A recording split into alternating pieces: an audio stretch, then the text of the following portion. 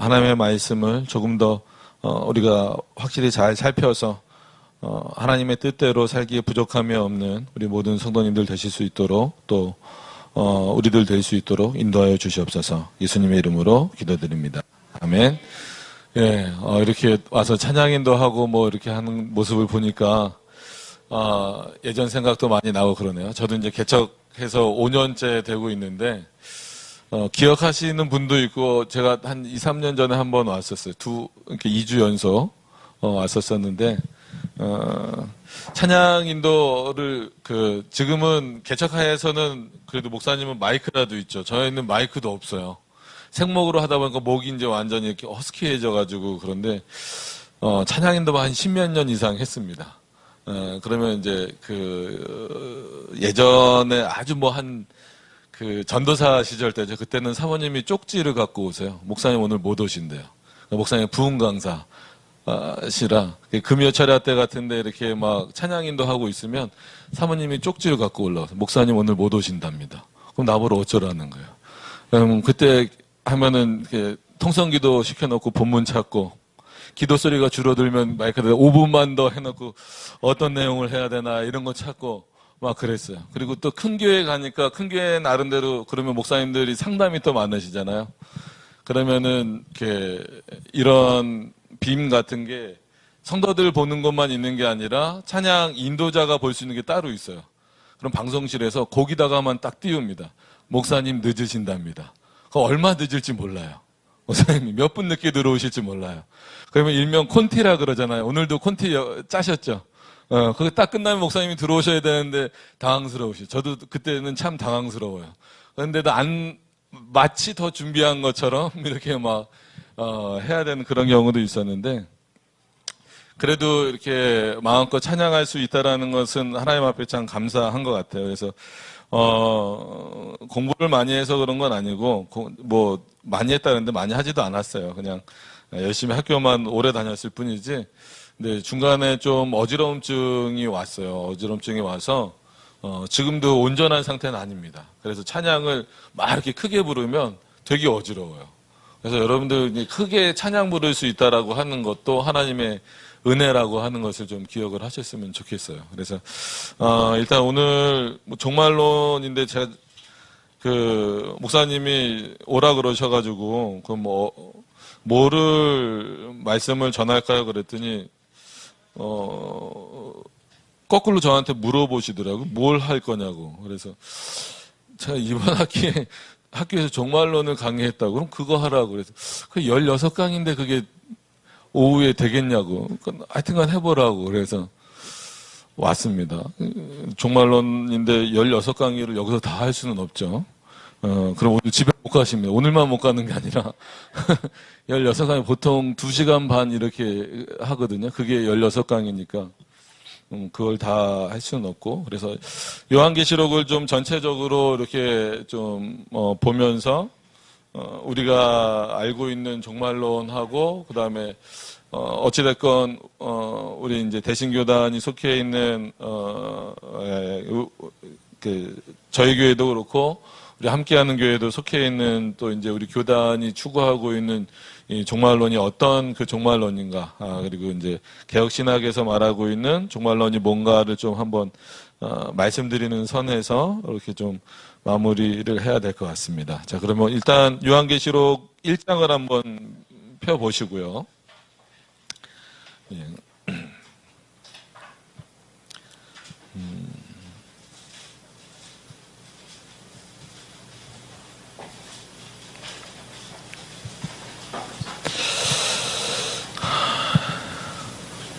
요한계시록 1장입니다. 오늘은 좀 8절을 핵심으로 좀 보려고 하는데 8절의 핵심을 좀 주기 위해서 1절부터 좀 한번 보도록 그렇게 하겠습니다. 그러면 함께 한번 좀 읽어보도록 하죠. 1절부터 8절입니다. 찾으셨죠? 읽겠습니다. 예수 그리스도의 계시라. 이는 하나님이 그에게 주사 반드시 속히 일어날 일들을 그 종들에게 보이시려고 그의 천사를 그 종 요한에게 보내어 알게 하신 것이라. 요한은 하나님의 말씀과 예수 그리스도의 증거 곧 자기가 본 것을 다 증언하였느니라. 이 예언의 말씀을 읽는 자와 듣는 자와 그 가운데에 기록한 것을 지키는 자는 복이 있나니 때가 가까움이라. 요한은 아시아에 있는 7 교회에 편지하노니 이제도 계시고 전에도 계셨고 장차 오시리와 그의 보좌 앞에 있는 7영과 또 충성된 증인으로 죽은 자들 가운데서 땅의 임금들의 머리가 되신 예수 그리스도로 말미암아 은혜와 평강이 너희에게 있기를 원하노라. 우리를 사랑하사 그의 피로 우리 죄에서 우리를 해방하시고 그의 아버지 하나님을 위하여 우리를 나라와 제사장으로 삼으신 그에게 영광과 능력이 세세토록 있기를 원하노라. 아멘.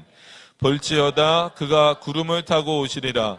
각 사람의 눈이 그를 보겠고 그를 찌른 자들도 볼 것이요 땅에 있는 모든 족속이 그로 말미암아 애곡하리니 그러하리라. 아멘.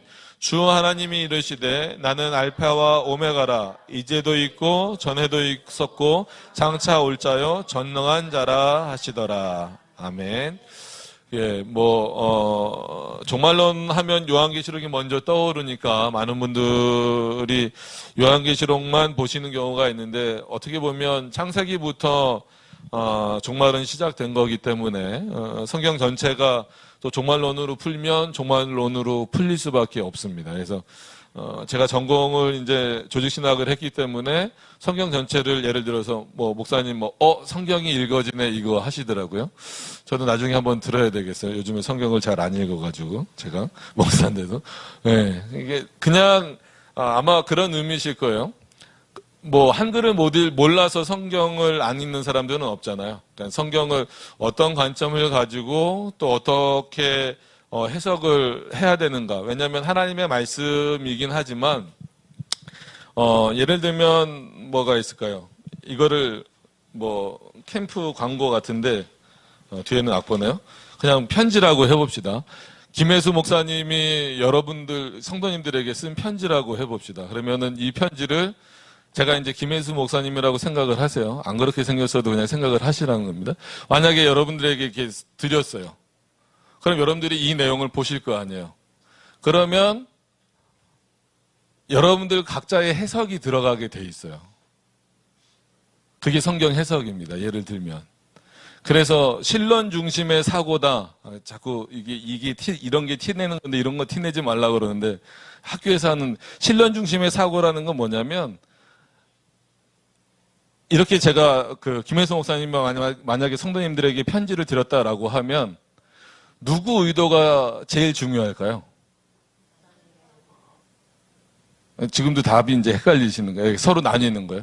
중요한 거는 당연하죠. 목사님의 의도가 뭔가를 파악하는 게 중요한 거란 말이에요. 이게 예전에 그래도 종교개혁 시대 그리고 우리의 믿음의 선조들이 성경을 보는 방식이에요. 성경을 하나님이 인간에게 주셨잖아요. 하나님은 성경이 필요 없으신 분이에요. 그냥 하나님 스스로 계시고 하나님 스스로 영광 받으시는 분인데 그분에게 성경이 필요하지 않잖아요. 우리에게 주셨단 말이에요. 그러니까 우리에게 주셨기 때문에 성경은 내게 아니라 여전히 누구의 말씀입니까?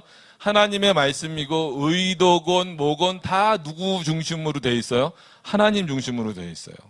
근데 역사의 기준으로 나누면 르네상스라고 하지만 전체적인 기준으로 나눌 때는 여러 가지 개념으로 나눠서 이렇게 편지를 예를 들어서 드렸는데 보낸 사람의 의도는 전혀 생각하지 않고 내가 읽고 내가 이것을 판단하고 내 의지대로 내 의도대로 이거를 이해해내면은 누가 사라집니까? 보낸 자가 사라지는 거예요. 그러니까 성경을 읽을 때도 마찬가지예요. 성경은 하나님의 말씀이다. 그러니까는 성경에서 여러 가지 제가 좋아하는 구절 중에 한 구절이지만 그런 구절 있잖아요. 구약에도 여러 번 자주 언급되는데 아브라함도 죽고 이삭도 죽고 야곱도 죽고 다 죽었지만 나는 살아서 누구의 하나님이 된다? 너의 하나님이 된다. 그렇기 때문에 그것은 하나님이 단순히 살아계시다라는 의미만 알려주는 것이 아니라 하나님이 우리들에게 자신을 알게 하신 그리고 이 세상을 어떻게 역사하실 것이고 또한 종말론이니까 어떻게 마무리하실 것인가에 대해서 알려주신 그 내용은 그대로 남아있다라는 거예요. 다 죽었어도 지금 현재적으로 우리에게 주어지는 말씀이라는 거예요. 예를 들면 이 대표적으로 요한계시록 같은 경우는 누가 썼습니까? 요한인데 어떤 요한? 훌륭하네요. 여기 세례 요한이라는 분들도 계세요. 네. 세례 요한은 이미 죽었는데 사도 요한이죠. 사도 요한이 어디 가서 쓴 거예요? 유배에 가서 썼잖아요. 반모섬이라는 곳에 유배 가서. 그래서 문학적 기법으로 보면, 그러니까 이게 이제 성경을 파기하는 방식들이에요. 문학적 기법으로 보기 시작하면 이거는 철저하게 누구 관점에서 보여지는 거예요. 유배당했죠? 슬프잖아요. 그죠? 하나님으로부터 왠지 버려졌다라기보다는 하나님이 나를 왜 이렇게 열심히 그래도 하나님을 섬기는 일을 하고 예수 그리스도를 선포하는 일을 했음에도 불구하고 내가 왜 이렇게 유배까지 와서 이렇게 있어야 되는가, 그의 심정을 막 이해하려고 하는 그런 차원에서 요한계시록을 보면 그냥 하나의 문학 작품으로 보게 되는 거예요. 그래서 뭐 묵시록이다, 예언서다, 뭐 이 정도로만 이렇게 이해를 하고 있는데, 그렇지 않고 분명히 요한계시록, 그래서 요한이 썼긴 했지만, 그리고 분명히 그의 문체와 어떤 그의 감정들이 담겨져 있지만 분명하게 이거는 지금도 살아계셔서 역사하시는 누구의 말씀이다? 하나님의 말씀이다라고 하는 거예요. 그래서 우리가 성경 이후에는 계시의 종교를 말하잖아요. 그러면 하나님이 지금 역사하시지 않느냐? 아닙니다. 역사하십니다. 그럼 어떤 방식으로 역사하십니까? 그 말씀을 우리에게 주신 하나님을 삼일체 하나님이라고 말하기도 하고, 그래서 성경의 제1저자를 삼일체 하나님이다라고 표현하기도 하고, 또 하나는 또 다른 표현으로서는 성령 하나님이시다라고 하는 거예요. 그래서 이런 조명을, 죄송합니다, 다 아시는데 물어볼게요. 다 아시는데 물어보는 거니까 대답을 하셔야 됩니다. 이 조명을 영어로 하면은 뭐죠? 아시는데 네가 대답해라 이거죠? 제가 할게요. 일루미네이션 뭐 이렇게 하잖아요. 일룸, 그래서 그게 그겁니다. 조명. 그래서 성령께서 계시는 끝났지만 지금도 여전히 본인께서 주신 말씀에 대하여서 우리도록 깨닫게 하셔야 되는 거예요. 왜냐하면 우리는 이거 읽을 수 있어요. 읽을 수 있지만, 한글이기 때문에 읽을 수 있지만 무슨 뜻인지 모르잖아요. 그래서 성경은 그만큼 해석이 중요하다라는 거예요. 그러니까 인간적인 어떤 그런 해석이 들어가면 안 돼요. 그래서 그런 신학자들 아실지 모르겠지만 불트만이라는 신학자처럼 예수 그리스도의 비신화화 작업, 성경에서 나오는 예수님의 어떤 이적을 행하시고 기정을 행하신 이런 부분들은 제자들이 예수 그리스도를 높이기 위해서 너무나 존경심이 커서 그렇게 기록을 했다라는 거예요. 그러니까 그 사람 훌륭한 사람이거든요. 불토만도 훌륭한 신학자임에도 불구하고 어떻게 보면 성령께서 주시는 깨달음은 우리만큼도 안 되는 거예요. 우리는 그런 생각 안 하잖아요. 여러분, 오병이어의 기적은 실제로 있다고 믿으십니까? 아니면 제자들의 존경심이라고 믿으십니까? 실제로 있는 사건이란 말이에요. 그럼 그건 왜 우리가 믿어지냔 말이에요. 그 불트만보다 우리는 훨씬 공부도 못하고 아는 것도 덜한데 성령께서 깨닫게 해주시는 거예요. 그걸 못 깨달으니까 그렇게 평생토록 성경을 갖고 연구한 학자가 내놓는 결론이 뭐냐면 예수 그리스도의 비신화화 작업. 그게 뭐냐면 성경에서 나오는 신화적 요소라는 거예요. 예수 그리스도가 병자를 고치시고 그 다음에 오병이어의 기적을 행하시고 이런 모든 것들이 신화라는 거예요. 실제 있었던 일이 아니라, 그렇기 때문에 그런 내용들 싹 걷어내고 성경을 보자 이겁니다. 굉장히 어렵죠. 그리고 이분보다는 많이 알려져 있는 사람이 이제 칼 바르트라고 하는 사람이에요. 그분을 좋아하는 분들이 많이 있죠. 너무나 많이 있어서 한국교회는 문제입니다. 그분은 기독론 중심의 어떤 신학을 펼치는 것도 있긴 하지만 그런 표현을 써요. 성경에는 하나님의 말씀도 있다. 맞습니까? 틀립니까? 어떻게 보면 맞는 것 같은데 틀리죠. 뭐가 틀렸어요? 성경이 하나님의 말씀이죠. 성경 전부 다가 하나님의 말씀입니다. 그러니까 분명히 성경에는 바울의 말도 나오고 그 다음에 인간들끼리 서로 대화하는 내용도 나옵니다. 그리고 아가서 같은 경우 보면 어떻게 보면 솔로몬과 그 술람미 여인의 사랑 얘기처럼 보여요. 그럼에도 불구하고 그것은 누구의 말씀이에요? 살아계신 하나님의 말씀이다라고 하는 겁니다. 그러니까 왜 이런 말씀을 드리냐면 이런 큰 전제들이 없으면 지금 하나님의 말씀이 전부 다 이렇게 흔들리는 거예요. 그러니까 말씀을 받아들이는 어떤 그 기준들이 상당히 혼란스럽게 되는 경우가 많습니다. 그래서 예를 들어서 그 칼바르트의 영향이 한국 교회도 많이 미쳐요. 예를 들면 제가 가지고 있는 성경도 이렇게 보시면 아마 여러분들이 갖고 계신 성경도 대부분 이렇게 되어 있을 겁니다. 이렇게 신약 성경은 이렇게 검은색으로 되어 있고 예수님이 직접 하신 말씀은 이렇게 빨간색으로 되어 있고 구약 성경은 하나님이 이렇게 직접 하신 말씀은 파란색으로 되어 있고 나머지는 검은색으로 되어 있고 그러니까 이게 전형적인 칼바르트적인 사고예요. 그래서 성경을 이렇게 만들지 말자고 그냥 뭐 검은색으로 쓰든 뭐든 하자고 그렇게 얘기를 하는데 영향을 너무 많이 받았기 때문에 그렇습니다. 그러니까 그럴 수밖에 없는 게 그 우리나라 같은 경우는 피선교 국가잖아요. 그러니까는 선교를 지금 그래도 감사하고 자랑스러워 해야 되는 것은 엄청나게 큰 나라들이 많고 기독교 국가가 많음에도 불구하고 이 교회적인 차원에서 세계 2위 하는 게 있습니다. 그게 뭘까요? 다 아시네요. 그 선교사를 파송하는데 미국 다음으로 2위입니다. 그러니까 우리나라 같은 경우는 기독교가 들어온 지 한 200년 이제 뭐 천주교는 빼고요. 200년 조금 넘었음에도 불구하고 지금은 어떻게 보면 그 선교사님들이 그렇게 많이 나가서 선교를 할 정도로 대한민국은 복음이 성장했어요. 그러니까 외형적으로 많이 성장했지만 그럼에도 불구하고 피선교 국가라는 것은 뭐냐면 우리나라도 이제 선교를 당한 그런 나라이기 때문에 그러다 보니까 이 여러 그 문화들 그다음에 여러 교파들 뭐 이렇게 합쳐지다 보니까 거기서부터 오는 약간의 좀 문제점들이 있어요.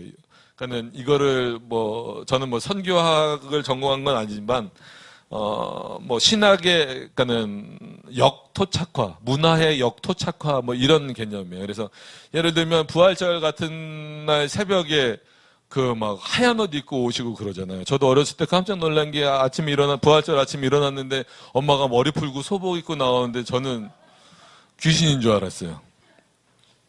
네.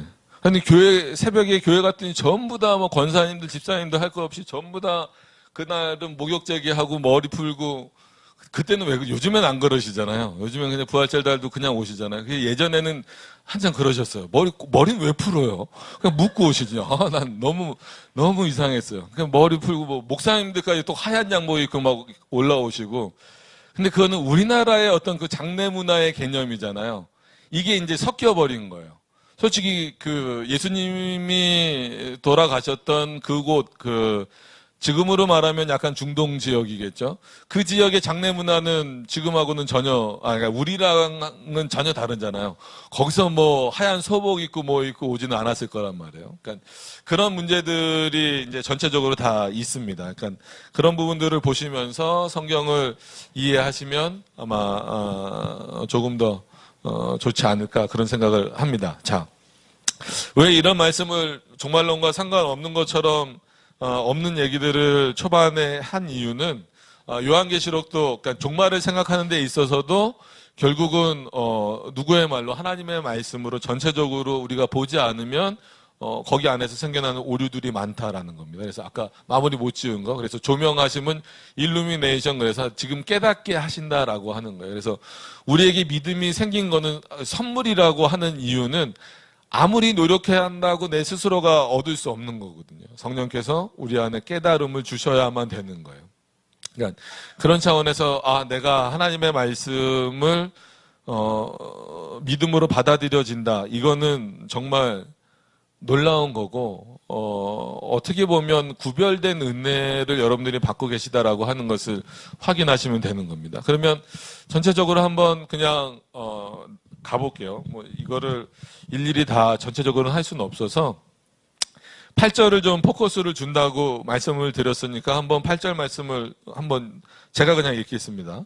주 하나님이 이르시되 나는 알파와 오메가라. 이거는 뭐냐면 헬라어의 스펠링이 된다. 그렇죠? 뭐 알파벳이라 그래야 되겠죠. 헬라어의 알파벳의 첫 번째가 알파고 그다음 맨 마지막이 시그마입니다.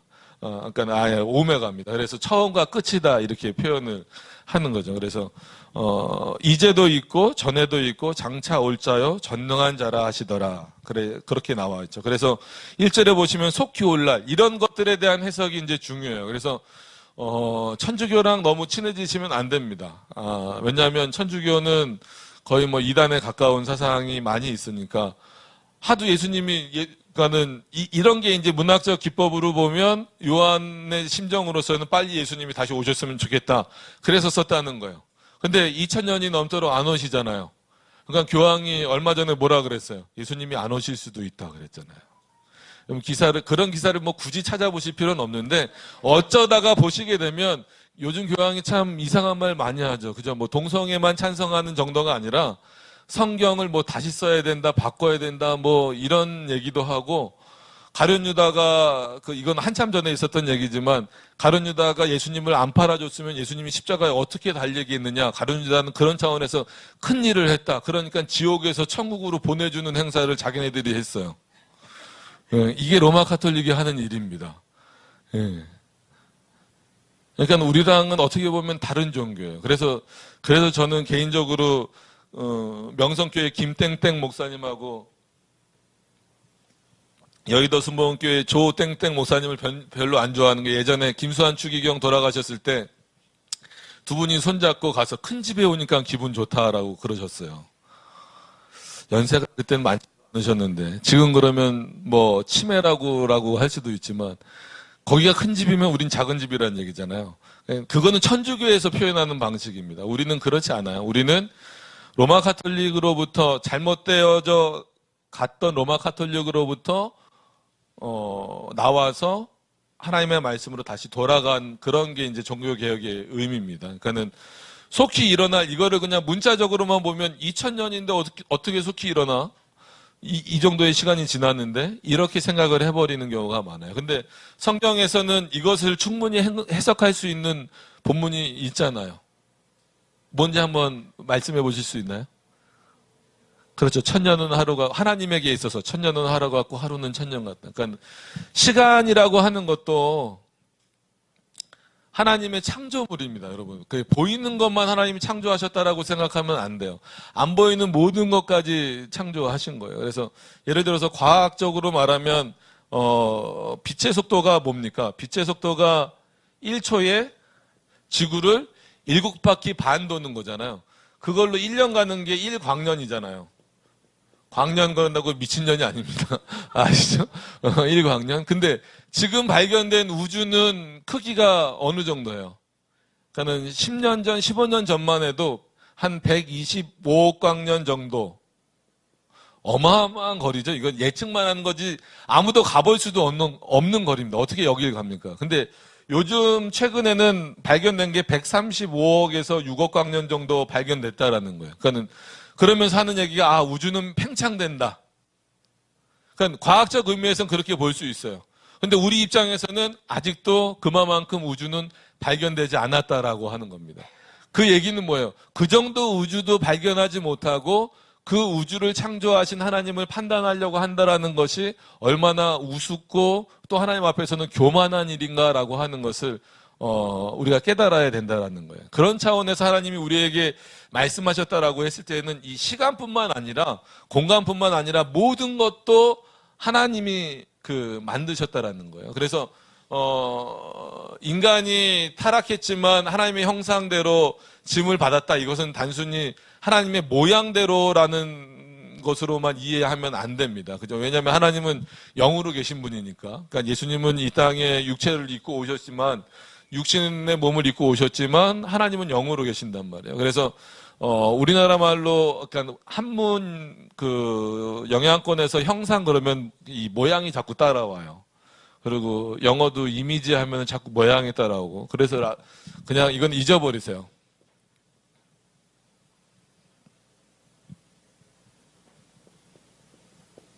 이게 이제 라틴어입니다. 이마고 데이, 그래서 하나님의 그 형상을 닮았다. 근데 이게 이제 영어로 번역하면 이미지가 되는 거예요.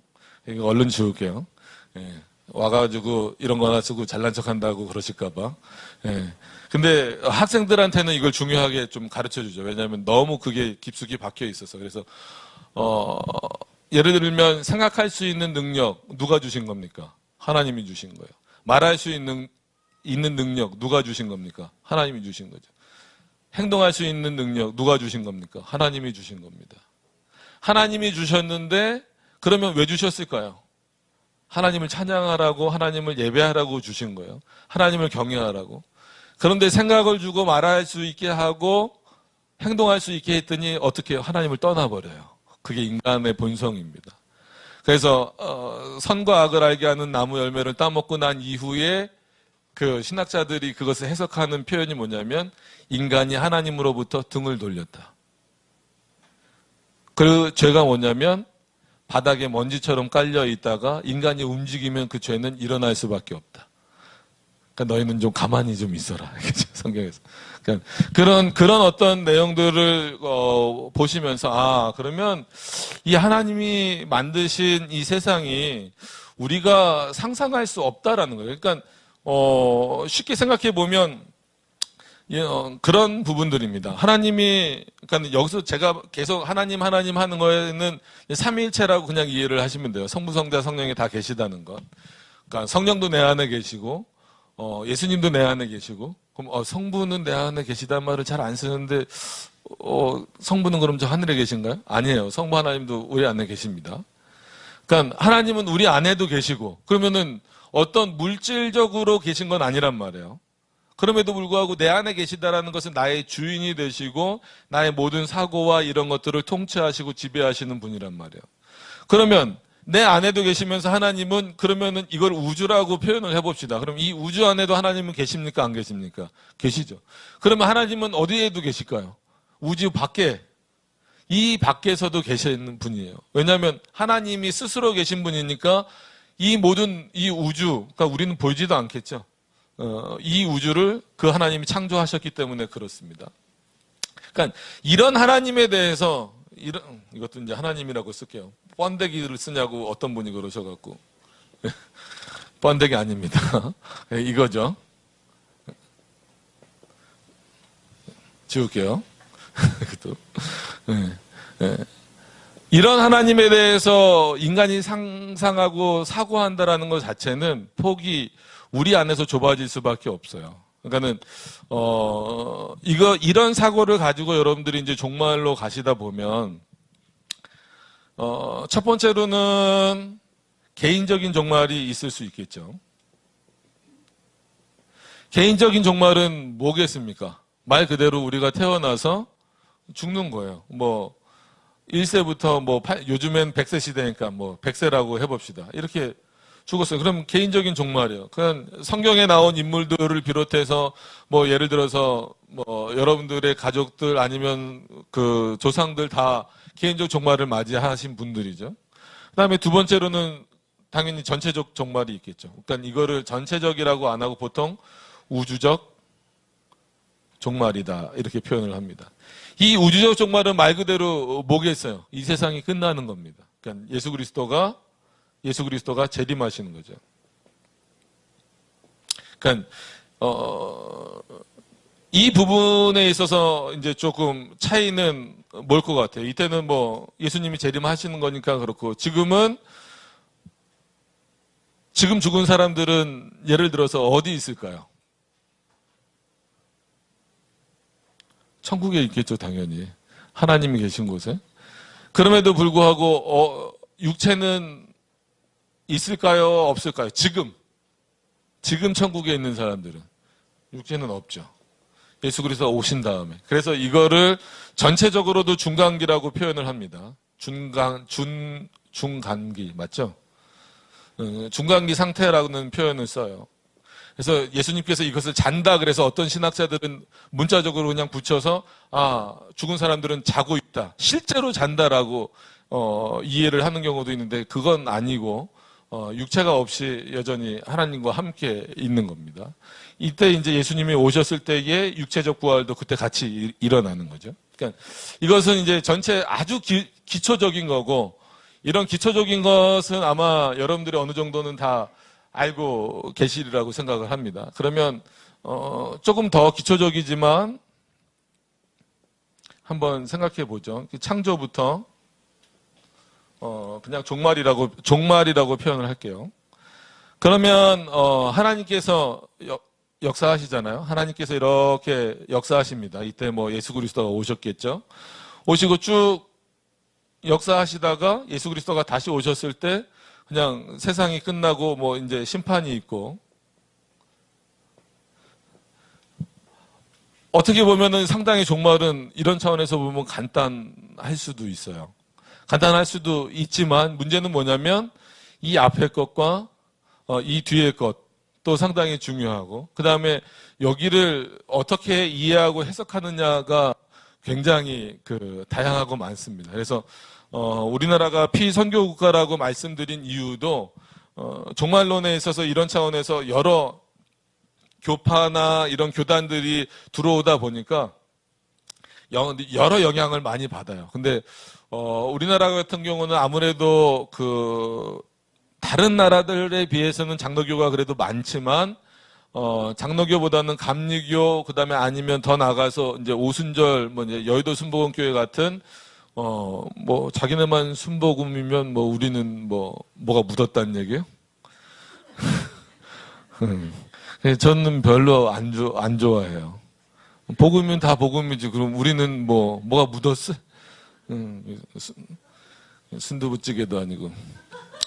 그러니까 어쨌거나 그런 영향을 받아서 여러 가지 종말론의 사상들이 들어오게 되는 거예요. 그러니까 결국은 이게 성경 전체의 해석, 특히나 요한계시록, 그다음에 여러분들이 많이 아시는 대로 뭐 다니엘에서 이런 것들에 대한 해석과 더 붙여져서 뭐 이제 여러 가지 내용들이 많이 들어옵니다. 그러면 여기 뭐 신학교가 아니기 때문에 일방적으로 제가 할 수는 없고, 아까 목사님이 저한테는 그냥 말씀만 하라 그랬는데 질문을 해보라고 그러셔가지고, 혹시 뭐 궁금하신 거나 종말론에 대해서 궁금하신 거나, 아직 제가 뭘 하진 않았는데 시간은 금방 가네요. 그죠? 들으시는 분들은 별로 안 가도 말하는 사람은 되게 빨리 가요. 혹시 궁금하신 게 있으면은 그거부터,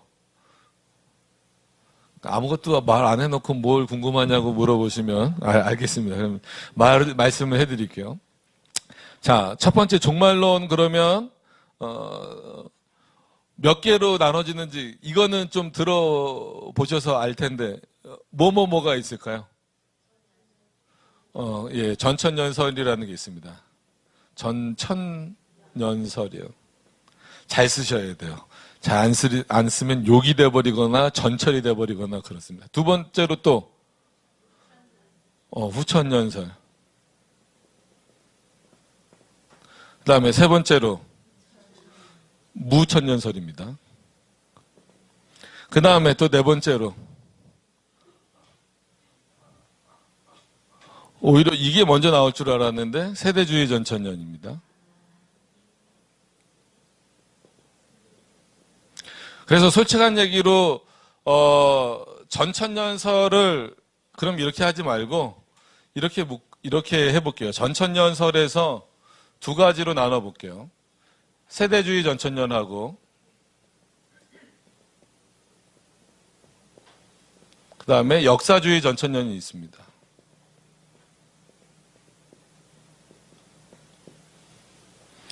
이렇게 나눠지는데 솔직히 우리 개혁주의라고 하는 이 신학을 갖고 있는 사람들은 무천년주의예요. 무천년주의면서 그냥 이 역사주의 전천년 정도를 허용하는 그런 차원입니다.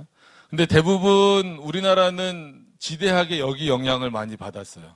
그래서 일명 세대주의에서, 보통 세대주의 하면은 이렇게 종말론을 떠나서 뭐가 생각이 나세요?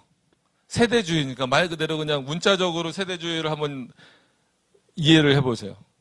성경을 시대별로 나눠버린 거예요. 그래서 보통 7시대로 나누고 뭐 수정된 세대주의는 4세대로 나누고 뭐 그렇습니다. 근데 뭐 세대주의 전체를 설명드릴 수는 없고, 그래서 이 세대주의 전천년설은 저희가 솔직히 받지 않아요.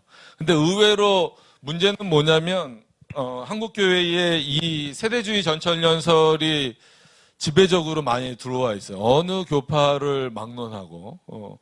그래서 아마 오늘 말씀을 이렇게 저랑 나누면서 그런 부분에서 혹시 성도님들이 잘못 이해하셔서 그런 질문들이 나올 수 있을 것 같아서 먼저 이걸 적어드렸습니다. 그러면 전천년설, 후천년설, 무천년설 말씀을 하셨으니까 그럼 어떻게 이거는 뭐 나중에 구별을 한다고 하더라도 한번 그럼 물어볼게요. 전천년설이라는 건 뭐예요? 네?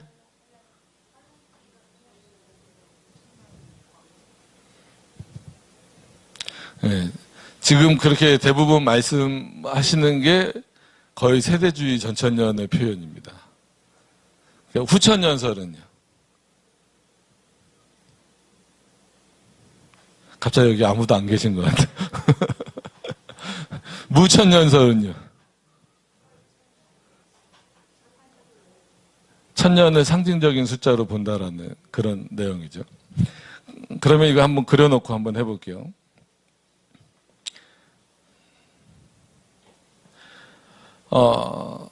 보통 전천년설은 아까 말씀하신 대로 그 환란을 예를 들어서 보통 7년 대환란이라 그러잖아요. 이 7년 대환란을 문자적으로 이해를 하고 진짜로 7년이다. 그러니까는 진짜로 7년 대환란이 있고 지상에서 예수님이 재림하셔서 지상 재림하셔서 천년 동안 왕노릇 하신다라고 이것을 문자적으로 실제 그렇다라고 이해하는 게 바로 세대주의입니다. 근데 의외로 이렇게 많이들 이해를 하고 계세요. 그래서 7년 대환란이 일어나기 전에 뭐를 받아야 된다? 휴거라는 표현. 그래서 그거를 마치 증명해주는 구절과 같은 게 신약 성경에 나오는 거, 두 여인이 들에 가서 한마디로 지금 우리나라로 말하면 김 메고 있는데 한 여인은 들림을 받고 한 여인은 거기 남아있다. 이게 이제 휴거의 증거로 이쪽 사람들이 주장을 하는 건데 그거는 종말의 갑작성, 급작스러움 이것을 표현하는 것이지 세대주의적으로 그렇게 해석을 하시면 안 된다라는 겁니다. 그래서 아까 들으실 때 왜 종말론으로 바로 안 들어가고 이상한 얘기를 하지 했던 부분이 바로 그거예요. 성경은 그래서 해석이 중요하다라는 말씀을 드리고 싶은 거예요. 그러니까 이런 부분이 참 어렵죠. 그러니까는 7년 대환란도 마찬가지고 이 천년도 그렇고, 그러면 이거를 이해하기 전에 한번 물어볼게요. 지금 공중 권세를 잡은 사람이란다. 그죠? 사람이면 안 되죠, 그죠? 그럼 이단이 돼 버립니다. 지금 공중 권세를 잡은 자는 누굴까요? 사단. 그럼 예수님은 뭐 하고 계실까요? 공중 권세를 빼앗기시고 어디 가서 울고 계실까요? 빼앗겼다고?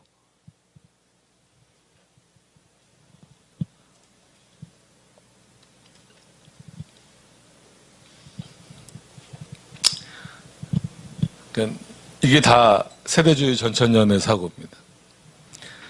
한 번도 예수 그리스도는 공중 권세뿐만이 아니라 어떤 권세도 빼앗기시지 않는 분이에요. 여러분, 하나님이 권세를, 예수 그리스도는 하나님입니까? 아닙니까? 하나님이세요. 그러니까 삼위일체 하나님. 그러니까 기초적인 것부터 다시 한 번 더, 목사님이 말씀하시겠지만, 성부, 성자, 성령.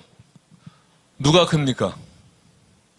나와서 그려보라고 이렇게 입교하기 전이나 이런 거 할 때 어른이건 아니면 아이들이건 다 하면 이렇게 그리는 경우가 많아요. 이렇게 하면 이거는 거의 이단 사상입니다.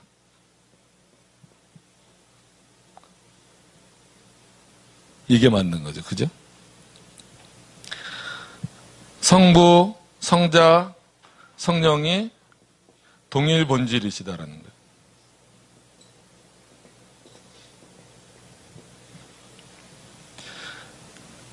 같은 하나, 위격만 다를 뿐이지 같은 하나님이시기 때문에 공중권세를 예수님이 뺏겼다라고 말하면 하나님이 지금 역사하는 시대가 아니고 이 공중은 누가 역사하는 시대가 돼버리는 거예요. 사단이 역사하는 시대가 돼버리는 거예요. 여러분, 그거는 사단이 늘 우리를 공격하고 우리를 시험에 들게 만들고 우리를 유혹하는 방식인 허세를 부리는 방식이에요. 여러분, 사단이 예수 그리스도를 이길 수 있어요? 없어요. 잘 생각을 하셔야 됩니다. 예수님이 시험 당하실 때도 예수님이 그거 다 행하실 수 있는 분이잖아요. 돌을 떡덩이로 만드실 수 있는 분이고 다 하실 수 있는 분임에도 불구하고 하시지 않은 여러 가지 이유 중에 하나는 뭐냐면 사단이 하는 명령에 예수님이 그걸 따라가 하실 이유가 없어요.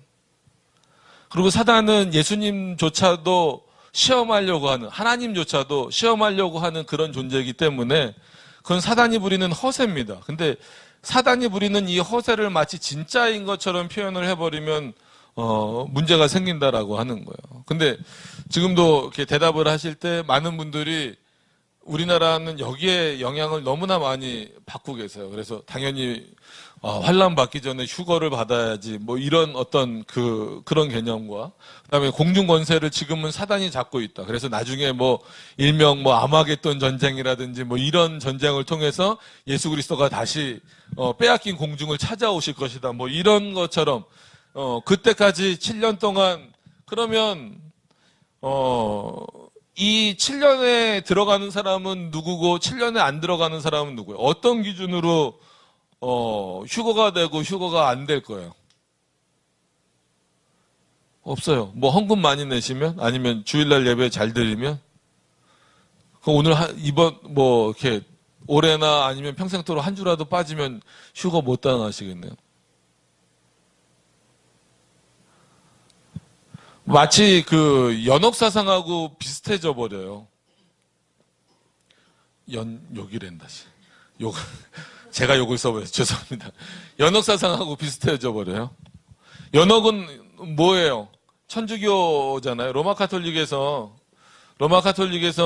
죽으면 이렇게 일명 성자라고 부르는 이런 불려지는, 그러니까 예수님 말고 그런 성자들로 불려지는 사람들, 뭐 교황이나 이런 사람들은 연옥을 거치지 않고 바로 낙원이라, 이 사람들 개념으로는 낙원이라 그러죠. 낙원에 갑니다. 근데 연옥은 보통 우리 같은 사람들이 가는 거예요. 우리 같은 사람들이 가서 있다가 여기 밑에서 면죄부를 사주든지, 그러면 이 연옥에 있는 사람들이 나중에 어떻게 된다는 거예요? 천국으로 그때 올라간다라는 개념이에요. 그래서 그런 소리 하잖아요. 천주교회는 여기 헌금 바구니가 없네요. 그때는 동전이었으니까. 당신들이 헌금 바구니에 동전을 넣는 순간 연옥에 있는 당신의 조상들이 스프링처럼 천국으로 튀어 올라갈 거라고.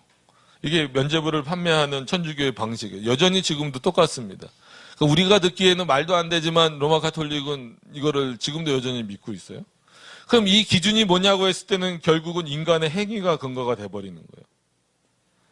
그러니까 인간의 행위가 무시돼서는 안 됩니다. 절대로. 신앙생활에 있어서 인간의 행위가 무시되면 안 돼요. 그럼에도 불구하고 이 행위보다 앞서는 게 뭐냐면 하나님이시란 말이에요. 그리고 하나님의 결정, 그다음에 계획, 이런 것들이 더 중요하다라는 겁니다. 그러니까 이런 부분들이 무시되면 결국은 인간의 행위로서만 판단할 수밖에 없는 거예요. 이것을 비슷하게 옮겨놓은 게 이런 7년 대환란과 같은 그런 내용이에요. 한마디로 하나님을 잘 섬긴 자들은 결국 행위 문제로 가는 거예요. 잘 섬긴 자들은 바로 이 7년 대환란을 겪지 않고 예수님이 공중의 재림 하신다고 그러잖아요. 공중 재림. 그래서 이 세대주의 전천년은요, 이중재림이에요. 이중재림 많이 들어보셨죠? 예수님이 이중재림 하신다. 예수님이 이중재림 하실 이유가 없어요. 왜 완행으로 오십니까? 그냥 바로 여기, 바로 오시면 되지. 공중으로 오셨다가 공중에서 이 행위에 합당한 자들은 7년 대환란을 안 겪고 바로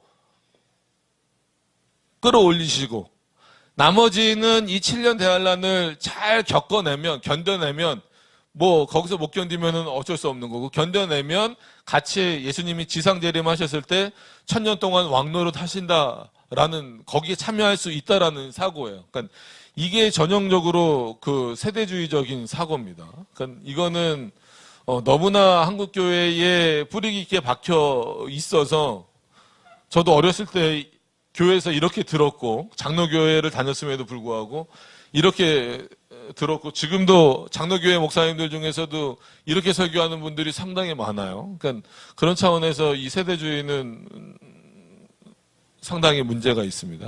역사주의 전천년, 예를 들면 총신대 같은 경우가, 제가 공부했던 총신대 같은 경우가 조신학 수장이 누가 되느냐, 교수 수장이 누가 되느냐에 따라서 무천년설 갔다가 역사주의 전천년 갔다가 막 왔다 갔다 하는데, 역사주의 전천년은 그나마 그냥 우리 개혁주의권 안에서 받아들이는 이유는 뭐냐면, 여기는 이중재림이 아니에요. 그냥 한 번 재림. 이중재림은 세대주의밖에 없어요. 후천년이건 무천년이건 역사주의 전천년이건 한 번 재림이에요. 그리고 1000년 동안 왕노릇 한다라고 하는 것은 문자적입니다. 이건 문자적 이해로 봐요. 근데 7년 대환란은 교회가 겪는 어떤 환란으로 갑니다. 달라요. 이런 차원에서 달라요. 그러니까는 이 시대로 놓고 보면, 세대주의는 여기서 이렇게 막 나눠져서 예수님이 오시고 나서 또 이렇게 오고, 그 다음에 예수님이 이렇게 공중재림 하시면 여기서 휴거당하고, 여기서 사단이 진짜 막 저기하고 7년 대환란을 실제로 겪고 예수님이 지상재림하고 1000년을 보낸다, 이 개념이라면, 역사주의 전천년은 이 7년 대환란이라고 하는 것을 교회가 겪는 환란으로 이해를 하고 있습니다. 하고 예수님은 한 번 재림하셔서 1000년 동안 실제로 왕국을 이루어 가시고, 그 다음에 심판이 있다라는 거죠. 최후 심판. 이게 역사주의 전천년입니다. 조금 다르죠. 이런 차원에서 조금 다른 겁니다. 그러면 후천년설은 뭘까요? 후천년설은 그런 차원에서 전천년설하고 무천년설은 비관적이에요. 그러니까는 종말이 비관적이라는 거예요. 왜냐하면 인간이 점점 더 악해진다는 거예요. 근데 후천년설은 이제 네오 칼비니즘이라 그래서 신칼빈주의 쪽에서 나온 거예요. 그래서 이제 아브라함 카이퍼나 이런 사람들이죠. 그래서 예수님이 여기도 한 번 재림입니다. 나머지는 다 한 번 재림이에요. 한 번 재림하고 나서는 7년 대환란 이런 것도 없고, 1000년 이런 것도 없고, 여기가 지상 낙원이 된다라는 거예요. 여기가 이게 후천년설입니다. 그러니까는 내용으로만 보면 이거 두 개는 비관적 종말론이라면 후천년설은 낙관적 종말론입니다. 낙관적. 여기가 이제 지상 낙원이 쭉 돼서 그냥 여기가 천국이 된다라는 거예요, 이 땅이. 그러니까는 거기서 이제 총괄갱신이라는 표현도 쓰고 여러 가지 표현을 많이 써요. 그래서 오셔서 그러니까는 이 땅이 점점 어떻게 될 거라는 거예요? 예수 그리스도를 믿는 사람들로 변화될 거라는 거예요. 그러면 잘못하면 이거는 만인 구원이나 심지어 만물 구원까지도 갈 수 있는 거예요. 그러니까는 그런 부분에서 후천년설은 좀 조심하셔야 됩니다. 그래서 무천년설은 그러면은 뭐냐라고 했을 때에는 아시는 것처럼 7년 대환란 당연히 없고, 이것도 문자적으로 보지 않습니다. 그리고 1000년이라고 하는 숫자를 상징으로 이해를 하죠. 한 번 재림하시고 나서 바로 심판이 이루어지는 거예요. 그리고 나서 그냥 천국 이미 있지만 지옥, 그래서 영원히 사는 겁니다. 그러니까 무천년이 제일 간단해요. 근데 종말론을 왜 16강의를 해야 되냐면 이런 부분들을 오히려 더 설명을 많이 해야 되기 때문에 그래서 16강의를 하는 거예요. 그러니까 여러분들에게는 이거를 뭐 한 1시간에서 1시간 반 만에 이걸 다 설명을 드리려니까 자세히 말씀드리기는 어려워요. 그래서 전체적으로 그냥 이렇게 한번, 말씀을 드려본 거예요. 그래서 혹시 여기까지 하고 좀 궁금하신 게 있는, 그냥 이거엔 다 동의를 하시는 건가요?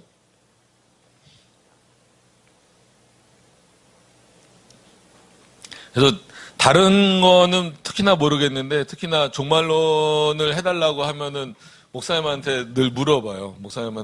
목사님 어디까지 제가 얘기를 해야 되냐고. 왜냐면 목사님들마다 약간 종말론은 조금 달라요. 그게 한국은 아까 말씀드린 대로 장로교단만 하더라도 우리 대신교단 같은 경우는 무천년인 게 이제 공부하고 오신 분들이 무천년적 사고를 다 배우고 오셨어요. 근데 합동의 그 뿌리가 되는 박형룡 박사 같은 경우는 벌코프 신학을 잘 배워 오시고 나서 벌코프라고 하는 사람은 루이스 벌코프라고 하는 사람은 무천년주의입니다. 근데 종말론에 와서는 탁 방향을 틀어서 역사주의 전천년설을 소개를 해버렸어요. 한국에다가.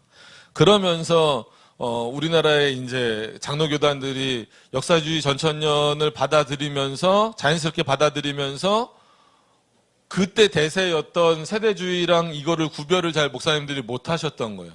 그러다 보니까 거의 본인은 역사주의 전천년이라고 하면서 설명을 하시는 걸 들어보면 세대주의 얘기를 하시는 경우가 대부분이었어요. 그래서 그분들이 의도적으로 세대주의를 설명했다라는 거라기보다도 오히려 역사주의 전천년설에 대한 이해가 조금 부족했기 때문에 언뜻 보면은 크게 차이가 없거든요. 아까 말씀하신 대로 환란을 어디다 두느냐예요.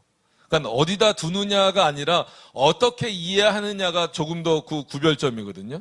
그러니까 말씀드린 대로 세대주의 전천년은 7년 대환란이 실제로 7년 있다라는 거고. 그래서 뭐 다니엘서 근거해서 전 3년 반, 후 3년 반 뭐 이렇게 나누잖아요. 근데 아무리 계산해도 떨어지지 않습니다. 7년으로 딱 떨어지지 않아요. 그러니까 막 나중에 세대주의, 이거는 뭐 대충 반올림이 하고 그래서 갑자기 거기서 왜 대충 반올림이 나옵니까? 성경 해석하다가. 안 되니까. 근데 역사주의 전천년은 이 7년 대환란을 교회 시대 전체로 보는 거예요. 그러니까 무천년서는 이런 모든 그 환란을 교회 시대라고 해서 신약 시대로만 보는 게 아니라 창조 이래 모든 시대를 다 전체적으로 보는 게 무천년입니다. 그러니까 그런 차원에서 뭐 칼빈도 그렇고 모든 사람들, 종교개혁자들 대부분, 어거스틴도 그렇고 대부분 다 무천년설 입장에 서 있는 거예요. 여기서 이제 질문이 없으시면 그 다음으로 넘어가고요. 그래서 일단 무천년설에는 그런 차원에서 이제 휴거나 뭐 이런 게 있을 수 없다라는 겁니다. 그래서 세대주의를 좀 더 많이 비판을 했으면 좋겠는데 그러면 시간이 너무 많이 갈 것 같아서 그냥 무천년설을 조금 더 왜 그럼 우리가 무천년설일 수밖에 없는가에 대해서 좀 말씀을 드리는 게 좋을 것 같아요. 2, 3년 전에만 왔을 때도 저희 교회에 성도가 없었어요. 저희 어머니, 아버지는 이제 연세 많으시니까 주무시고, 저희 애들은 그때 당시 어렸으니까 자고, 저희 집사람만 듣고 있었기 때문에, 이렇게 불러주시면 몇 주 올 수 있었는데, 지금은 그래도 성도들이 한 10명 정도 이렇게 오셨어요. 그래서, 오후 예배를 자주 뺄 수 없기 때문에, 오늘 다 설명드릴 수는 없어서, 그렇다고 또 오기도 힘들고, 목사님이 또, 잊어버릴만 하면 한 번씩 불러주셔가지고, 예, 예.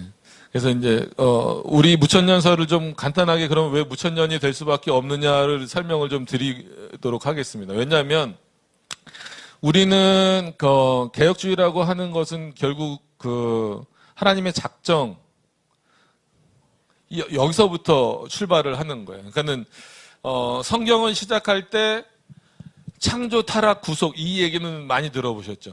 이렇게 시작하면 뭐가 없냐면 그 앞에가 없는 거예요. 예를 들면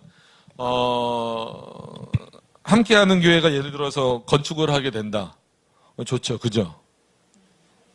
안 좋으신가요? 뭐 우리 교회도 아닌데 저는 뭐 하든 말든 상관없어요. 여러분들이 좋아하셔야지 뭐 저는 뭐 우리 교회 건축하는 것도 아닌데 저는 뭐 하시든 말든 상관없어요. 그러면 그때 제가 많이 듣는 비유인데 그거예요. 어린 아이들 같은 경우는 보통 공사를 시작한다 그러면 뭘 보고 공사를 시작한다라고 얘기를 해요. 진짜 말 그대로 포크레인이 와갖고 땅을 딱 파는 순간. 예를 들면 그게 창조인 거예요. 그러면 예를 들어서 어떤 건물을 짓더라도 짓기 전에 포크레인이 무조건 와서 땅 파면 됩니까? 안 됩니까? 안 되죠. 뭐가 있어야 돼요? 설계 도면이 있어야 되잖아요. 설계 도면이 있어요.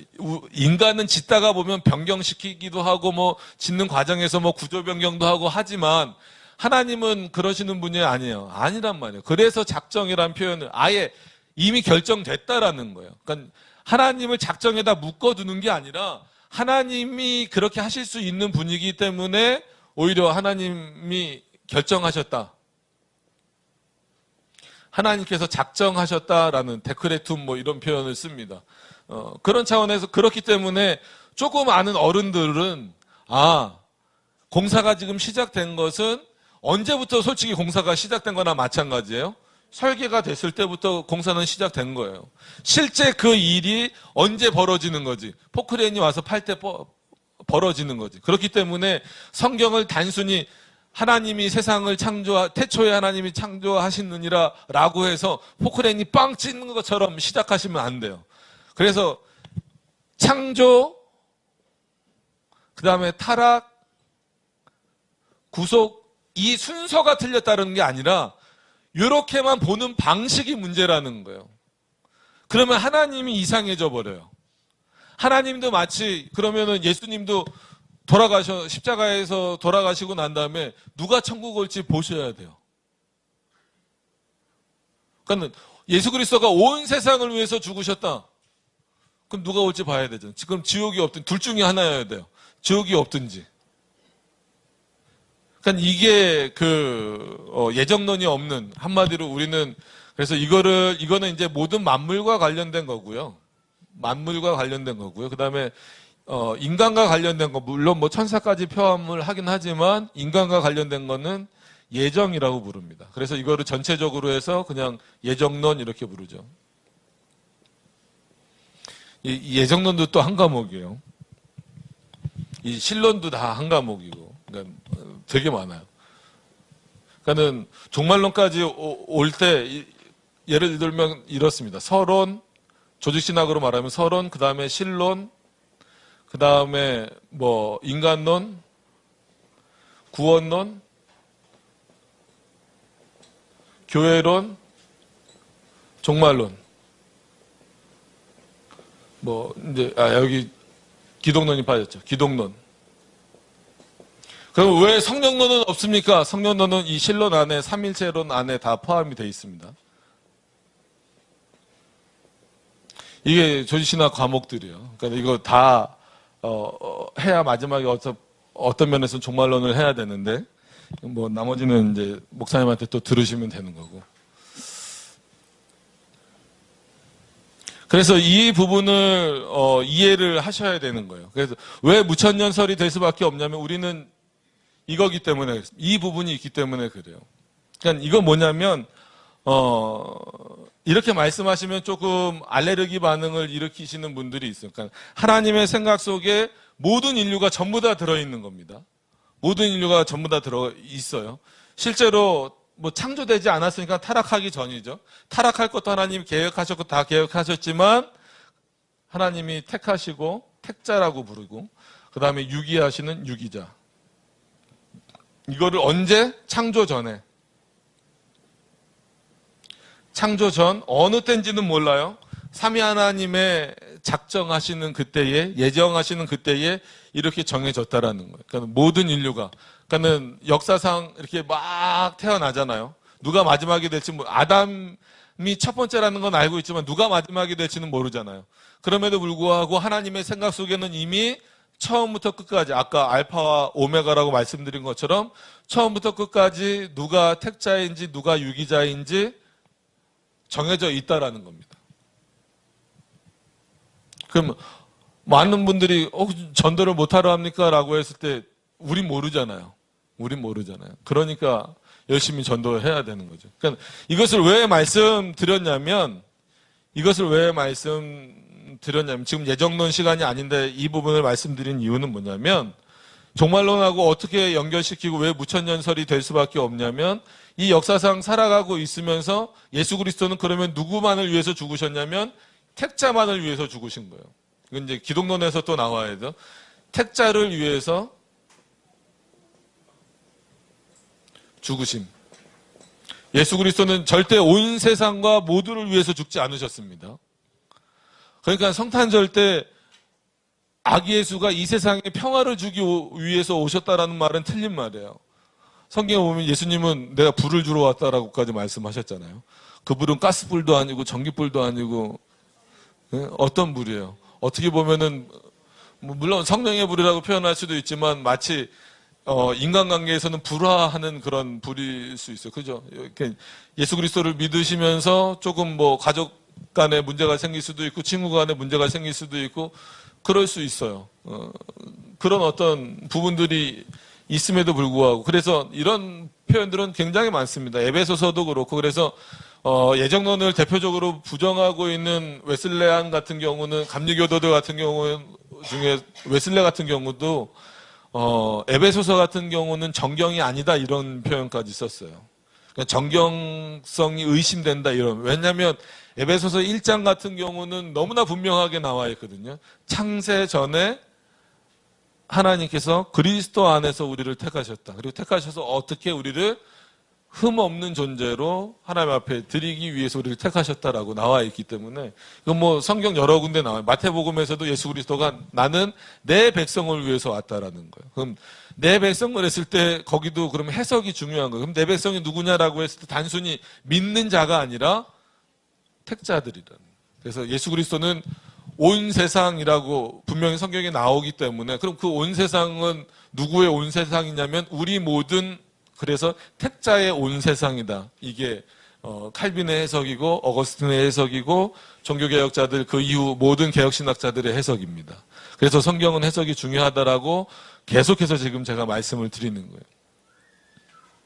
펜이다 어디 갔어요?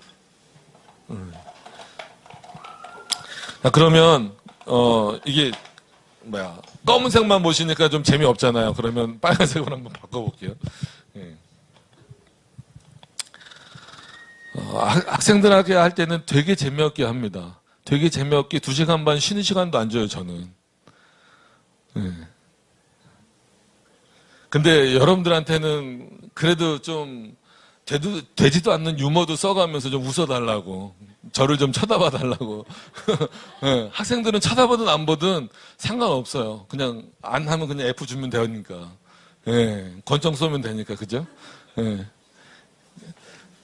그래서 이 순서가 틀린 게 아니라는 것은 여기를 생각하셔야 된다라는 거잖아요. 그러면 왜 다른 것들이 틀렸다라고 말하냐면, 그럼 여기서 세대주의 잠깐만 비판해 보면 7년 대환란을 겪어야 된다면 하나님이 그러면 이 택자들 중에서 누구는 바로 휴거하시고 누구는 7년 대환란을 겪게 하시고, 이 기준은 뭐냐는 거예요. 왜냐하면 하나님이 정하시는 데 있어서는 어떤 것도 영향을 주면 안 돼요. 그죠? 그리고 어떤 것도 영향을 줄 수가 없습니다. 왜냐하면 하나님이 자기를 소개할 때 영어로서는 문법이 안 맞아요. I am I. 이런 문법이 어디 있어요? 나는 나다 이거예요. 더 이상 토달집 나에 대해서 아무리 알려줘봤다 알 수 없는 존재고 하나님 스스로만 계실 때가 있는 거예요. 그게 창조 전이란 말이에요. 그 창조 전에 하나님이 작정하시는데 누가 거기다가 영향을 줄 거예요? 근데 우리는 우리가 지금 존재하고 있으니까 마치 하나님에게 영향을 줄 수 있는 것처럼 말한다라는 거죠. 근데 성경에서 그렇게 말하죠. 내가 너희 때문에 슬프다, 뭐 질투한다, 아니면 뭐 잘했을 때는 기뻐한다. 이거는 우리를 위해서 칭찬해 주시고 우리에게 적응하시는 방식이시지, 우리를 사랑하시는 방식이시지, 실제로 하나님이 그렇게 되는 분은 아니란 말이에요. 그래서 욥기서에서도 보면 37장인가요? 8장 거기 그 부분에 보면 뭐라고, 너희가 선을 행한들 나에게 무슨 이익이 있겠느냐. 그럼 악을 행한들 내가 무슨 해를 입겠느냐. 여러분, 솔직한 얘기로 천국도 그렇고 지옥도 그렇고 하나님에게는 필요가 있습니까? 없습니까? 없어요. 우리가 천국 가느냐 못 가느냐가 중요한 거란 말이에요. 그러면 아주 이건 또 인간론에서 근본적인 질문인데, 죄송합니다. 필연적 존재, 이 정도는 다 아시죠? 필연적 존재. 인간은 필연적 존재입니까? 아니면 필연적 존재가 아닙니까?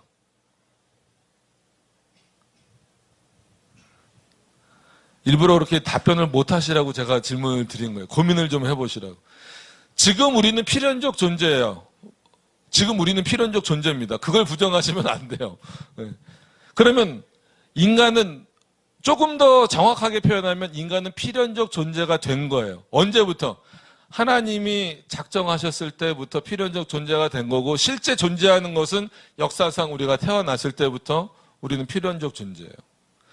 그런데 이거는, 그래서 정확하게 말하면 필연적 존재가 된 인간, 이게 더 정확한 표현입니다.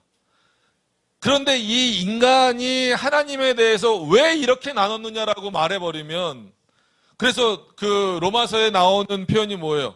너희는 하나님께 그 힐문하지 말라. 그 힐문하지 말라의 그 원어 뜻을 살펴보면 뭐예요? 따지듯 묻지 말라는 거예요. 그러니까 이렇게 정중하게 묻는 거가 있고, 정말 모르거나 궁금해서 정중하게 묻는 게 있고, 따지듯이. 왜 그렇습니까? 이유를 한번 대보세요. 이렇게 하는 거 있잖아요. 그렇게 하지 말라는 거예요. 그러면서 토기장이 비유, 이사야서에도 나오지만 토기장이 비유가 나오잖아요. 여기는 애들이 별로 없어서 저기 계신 청년들을 애들이라고 그러기는 좀 그렇고. 네. 네. 예를 들면 이제 저희 애가 이제 5학년하고 7살이에요.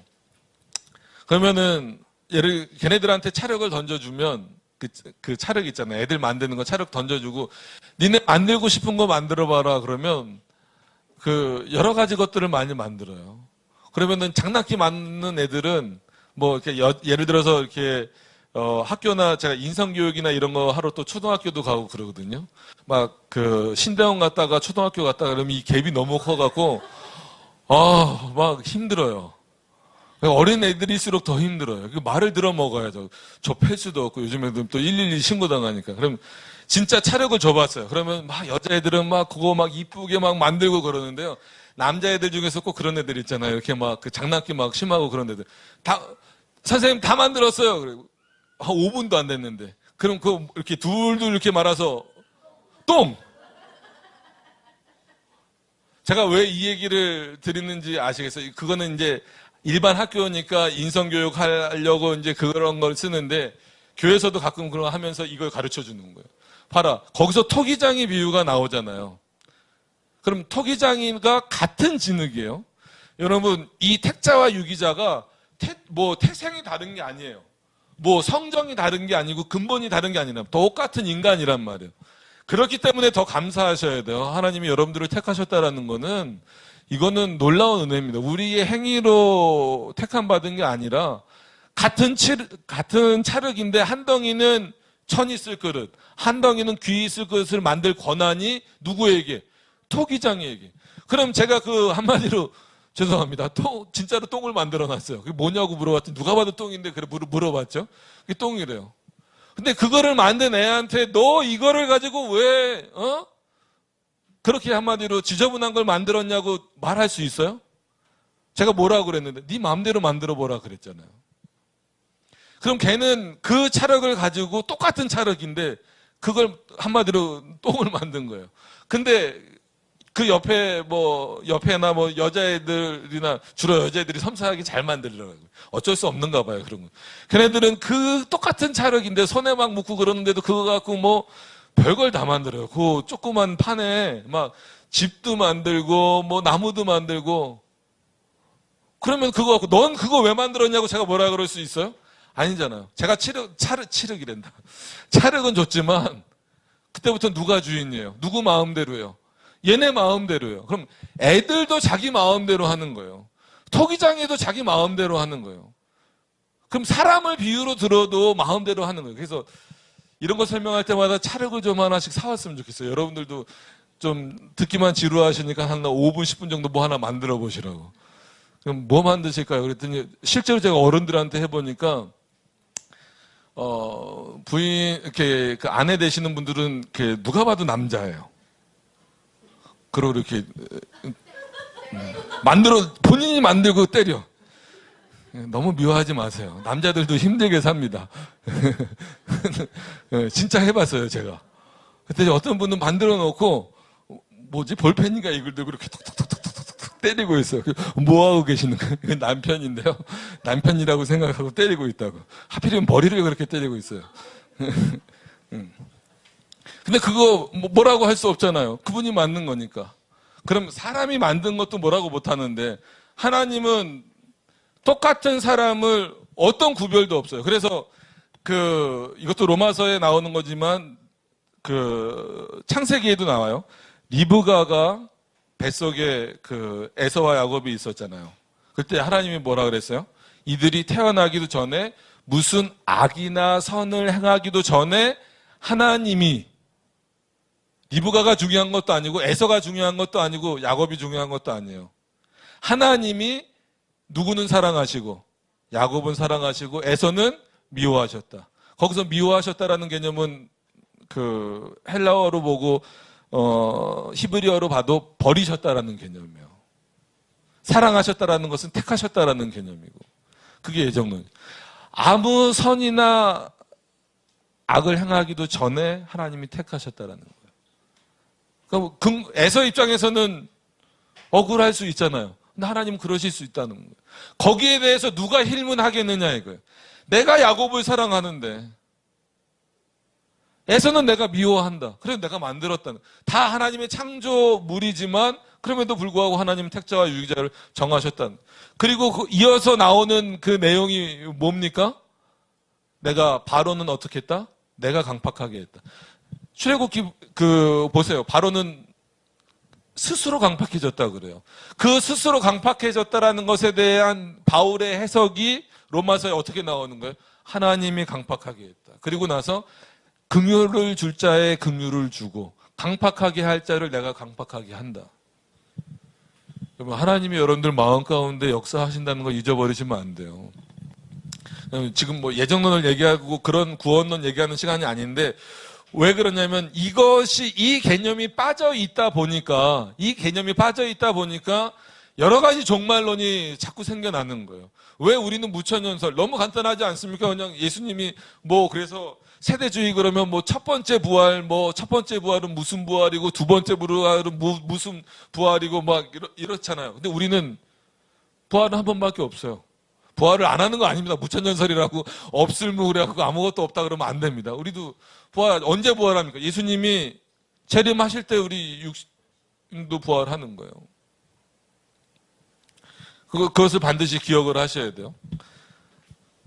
그러면 이 택자와 유기자는 전혀 구별이 없어요. 그러니까 구별이 없다는 게 아니라 어떤 영향 이렇게 된 것에 대해서 영향을 주질 않는다라는 거예요. 하나님에게 영향을 받으셔도 안 되고. 그러면 이런 사고를 가지고 종말론으로 여러분들이 적용을 시켜 보시라는 거예요. 그러면 하나님이 왜 7년 대환란을 만들어서 누구는 겪게 하시고 그러면 유기자들 중에서 겪게 하실 수는 없잖아요. 그럼 하나님의 계획이 틀어지는 거예요. 하나님은 계획을 변경하실 수가 없는 분이란 말이에요. 여러분, 하나님이 계획을 변경하시면 큰일 납니다. 그리고 솔직한 얘기로 하나님이 우리의 행위를 못 친다 그러면 정말 큰일 나요. 솔직한 얘기로 여러분, 그나마 오늘은 주일이니까 이렇게 예배당에 나오셔서 예배도 드리고 뭐 하시고 그러지. 그러니까는 예배를 드릴 때가 은혜 받는 시간이지만 동시에는 우리의 죄를 멈추는 시간이에요. 하나님만 생각하고 있으니까. 그러니까 예배 시간에 드라마 생각하시거나, 저는 이제 야구 좋아하니까 야구 생각하거나, 뭐 이제 집에 뭐 가서 뭐 할까, 오늘 저녁은 뭐 먹을까, 뭐 왜 오늘 우리나라 축구는 3대1로 졌을까, 이강인은 그렇게 뛰어났더니 자식 뭐 했을까, 이런 생각하고 있으면 죄를 못 멈추는 겁니다. 그러니까는 그래서 너무 멋진 표현이잖아요. 그러니까 예배 시간이 은혜 받는 시간이라는 건 다 알아요. 그러면 그 은혜의 가장 핵심적인 것은 뭐냐면, 최소한 그 은혜를 받고 있는 그 예배 시간만큼 우리가 하나님의 말씀에 집중하고 하나님께 드리는 예배에 집중하는 시간만큼은 우리가 죄를 멈출 수 있는 유일한 시간이다라는 거예요. 그럼 여러분들이 개인적으로 경건 생활을 하시겠죠. 집에서 뭐 기도도 하시고 성경도 읽으시고. 근데 24시간 그러고 계실 수는 없잖아요. 그죠?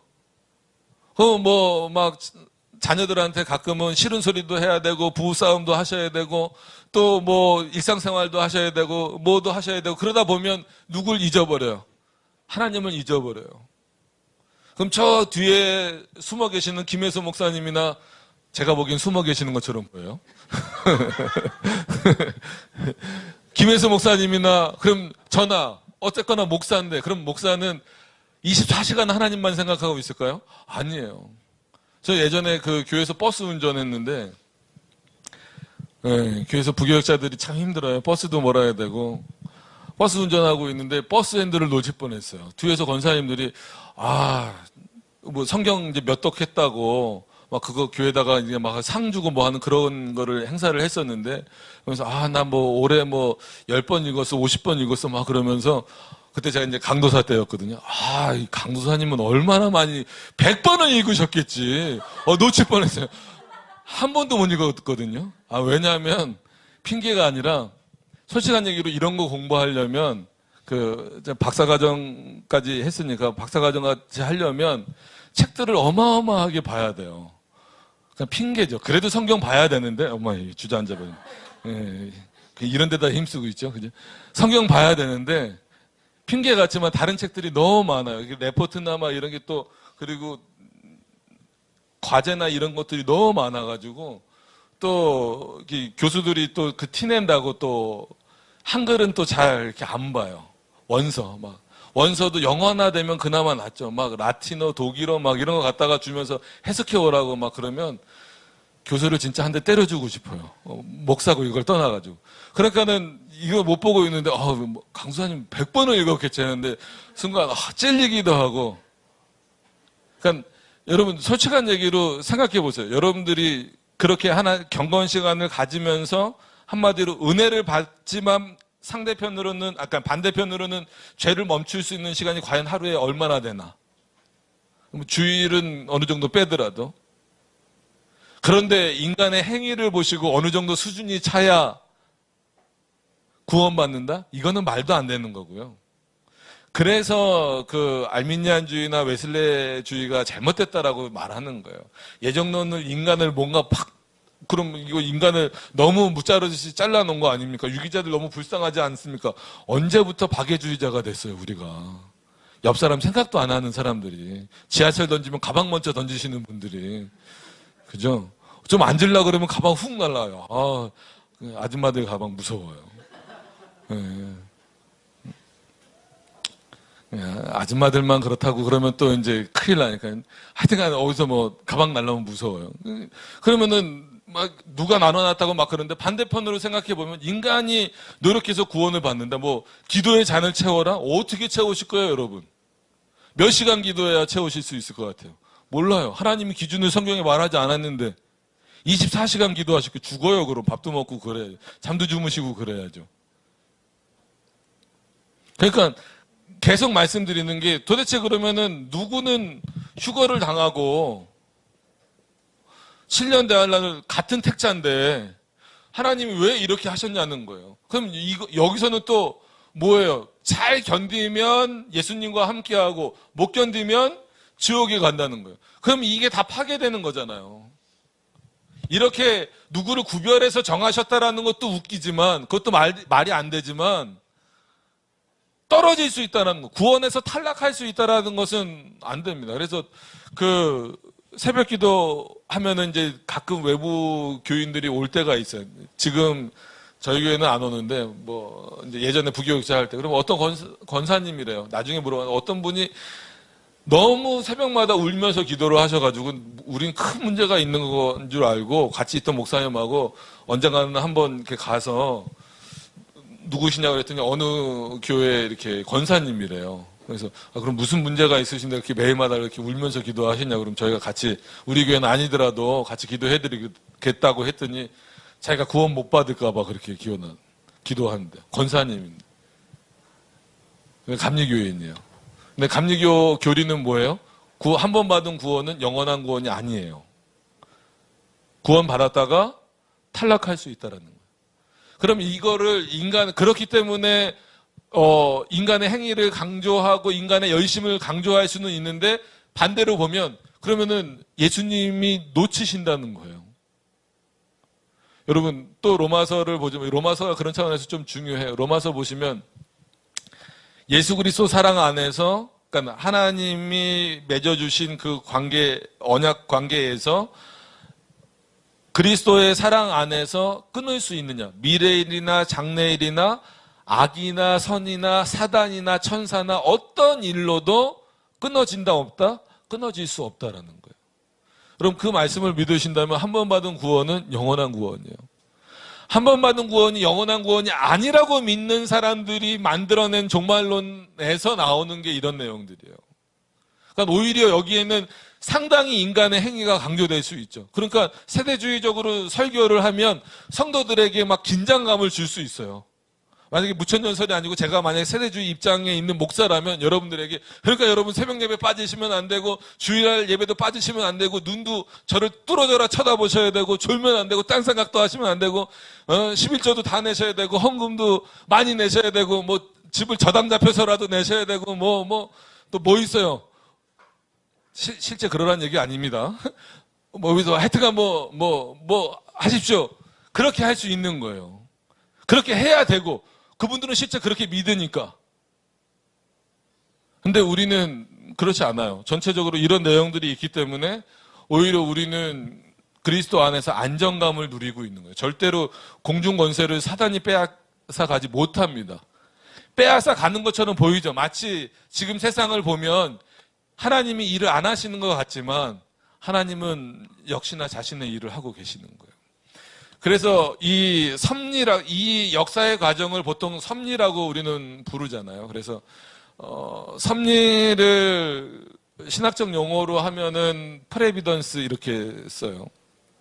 근데 그거를 조금 더 조직신학적인 용어로 하면 그 작정에 대한 집행이다. 그러니까 집행, 그러니까 좀 뭔가 좀 어감이 우리한테는 별로 안 좋지만 작정에 대한 집행이다. 그래서 엑스큐티오라는 단어를 써서 하나님이 이미 정하신 것을 실행하시는가, 그것이 섭리다라는 거예요. 그러니까 섭리의 개념은 천주교에도 있고 천주교나 로마 카톨릭은 그 감리교에도 있고 다 있어요. 근데 어떤 개념이냐면 하나님이 역사하시긴 하는데 마치 인간이 어떻게 되는 것을 보시고 대안을 갖고 계시다라는 거예요. 그러니까 예전에 저 이렇게 오래 해도 돼요? 요 정도 얘기하고 이제 저 가갖고 또 특강을 또 해야 돼가지고요. 네, 죄송합니다. 예전에 그 코미디 프로 그거 좀 이걸 아시면 이제 그 세대가 나눠지는 거예요. 이휘재가 했던 거 있잖아요. 결정했어. 그러면 A, 이제 B. 그러니까 하나님이 그렇게 대안을 갖고 있다라는 거예요. 그러니까는 예를 들어 아까 우리 찬양한 형제 이름이 뭐예요? 인중. 김인중 형제. 그러니까 김인중 형제가 하나님이 보시기에 사람을 또 A, B로 나누면 그렇지. 빨간색으로 쓰면 그렇죠. 김인중 이거죠. 네. 그럼 이 김인중 청년이 하나님을 믿는다면 A라는 계획을 갖고 있고, 안 믿는다면 빨간색으로 해볼게요. 안 믿는다면 B라는 계획을 갖고 있다라고 생각하는 게 보통 알미니안주의나 그 웨슬레주의, 즉 감리교적인 사고예요. 천주교적인 사고고. 그럼 하나님은 늘 인간의 뒤를 따라가는 방법밖에 없어요. 누가 올지 노심초사해야 되는 부분이에요. 근데 우리는 그것이 아니라 뭐라고요? 창세전에 이미 확정된 수입니다. 정해져 있는 거예요. 그러니까는 이런 사람들은 택자에 들어올 수 있어. 이런 사람들은 유기자야. 이렇게 말하는 걸 예지예정, 조건만 정해놓은 거를 예지예정이라고 부르는데 이건 보통 성결교 계열이에요. 근데 우리는 예정예지라 그래서 하나님이 조건이 아니라 확정된 수를 정하셨다라는 겁니다. 그것을 기억을 하신다면 이 마지막 부분에서 A와 B의 대안을 갖고 계신 게 아니에요. 그러면은 솔직한 얘기로 하나님에게 전능하다라고 말할 수 없죠.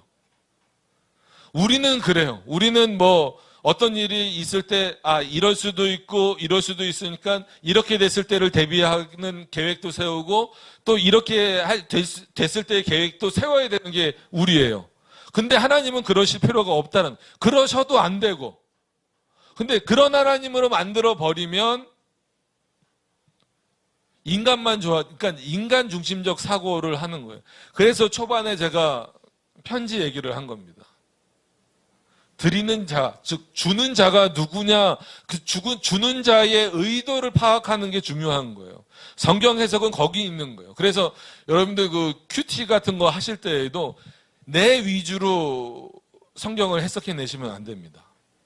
예를 들면 대표적인 게 그거예요. 내 시작은 미약하였으나 나중은 창대하리라. 그 되게 막 좋아가지고 성도들이 좋아하잖아요. 그래가지고 이렇게 막 걸어놓고 그다음에 식당 개업하고 막 이럴 때 걸어놓고 막 이렇게 하잖아요.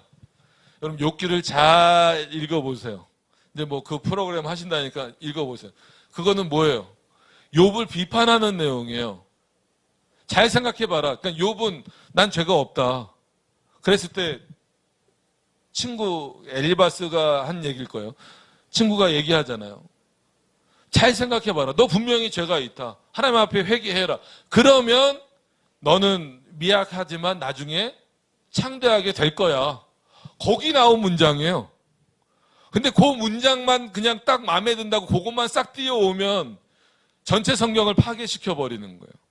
그건 오히려 욥을 어떻게 몰아붙이는 거예요? 욥은 넌 죄인이야 라고 몰아붙이는 거예요. 그래서 저는 심지어 그렇게 기도하는 분도 봤어요. 우리 애가 욥처럼 되게 해주세요. 그럼 일단 한번 부인도 죽고 자녀도 죽고 자기도 엄청 아프고 그래야 돼요. 우리 애 솔로몬처럼 되게 해주세요. 그럼 나중에 부인 한 300명 얻어야 돼요. 우리 아이 다윗처럼 되게 해주세요. 그럼 70까지만 살아야 돼요. 일찍 죽으란 얘기입니다. 어떻게 살아야 되죠? 바울처럼 그럼 평생 혼자 살아야 돼요. 결혼도 못하고. 그의 신앙을 본받는 자가 되게 해달라고 기도하셔야지. 욥처럼 되게 해달라고 그러면 큰일 납니다. 일단 그러면 결혼시키세요. 애도 낳으라 그러고 일단 다 죽어야 돼요. 돈도 많이 벌었다가 한번 쫄딱 망해야 돼요.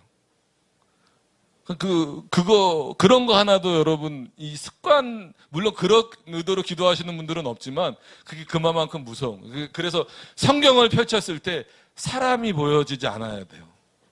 사람이 드러날 수밖에 없어요. 근데 사람을 보더라도 그 뒤에서 역사하신 하나님이 보여야 돼요. 그래서 성경은 창세기를 펴던 요한계시록을 보던 하나님이 보여져야 되고, 그런 차원에서 사람이 드러나면 안 된다는 거예요. 그러니까는 이걸 오해하셔서 어떻게 사람이 안 발견됩니까? 발견해야죠. 바울도 발견해야 되고 다 발견해야 되지만 그 뒤에서 역사하시는 하나님이 발견되지 않으면 그래서 바울 신학이 나오는 거예요. 바울 신학에 머물러요. 이사야 신학에 머무르고. 여러분 이런 신학이 되면 안 됩니다. 이런 신앙이 되면 안 됩니다. 모세를 발견하시되 그 뒤에 역사하시는 하나님을 발견하셔야 돼요. 그러니까 이런 부분들을 좀 이해를 좀 하시면서, 그래서 우리는 이런 예정론을 근거로 하고 있기 때문에 무천년설을 지지하고 있다라고, 그리고 성경도 그런 차원에서 요한계시록도 전체적으로 이 무천년설로 말하고 있다. 그래서 요한계시록을 볼 때 물론 이제 그 프로그램을 하고 계셔서 말씀하실지 모르겠지만 이걸 이제 삼봉우리라고 말하면 요한계시록에 여러 환란들이 많이 나오잖아요. 이거를 그냥 너무나 순서적으로만 보시는 분들이 계세요. 그러면은 쉽게 그 전천년주의로 확 빠져버리는 경우가 많아요. 이거는 여러 가지 사건이 아니라 한 사건에 대한 다양한 표현이에요. 마치 이렇게 보는 게 아니라 위에서 내려다보듯이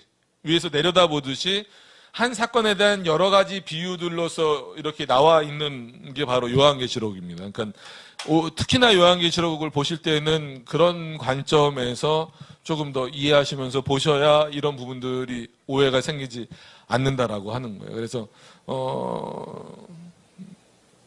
시간이 좀 많이 지났으니까 혹시 질문 있으신가요? 이게 너무 함축적으로 말씀을 드려서 저는 이거를 보통 한 학기 아니면 반 학기 정도를 해야 되는 거를 너무 함축적으로 말씀을 드려서 저게 뭔가 싶으실 수도 있을 텐데 그럼에도 불구하고 혹시 궁금하신 게 있으시면, 아니면 저 뒤에 숨어 계신 김혜수 목사님한테 나중에 여쭤보시길 바랍니다. 질문이 없으시면. 네.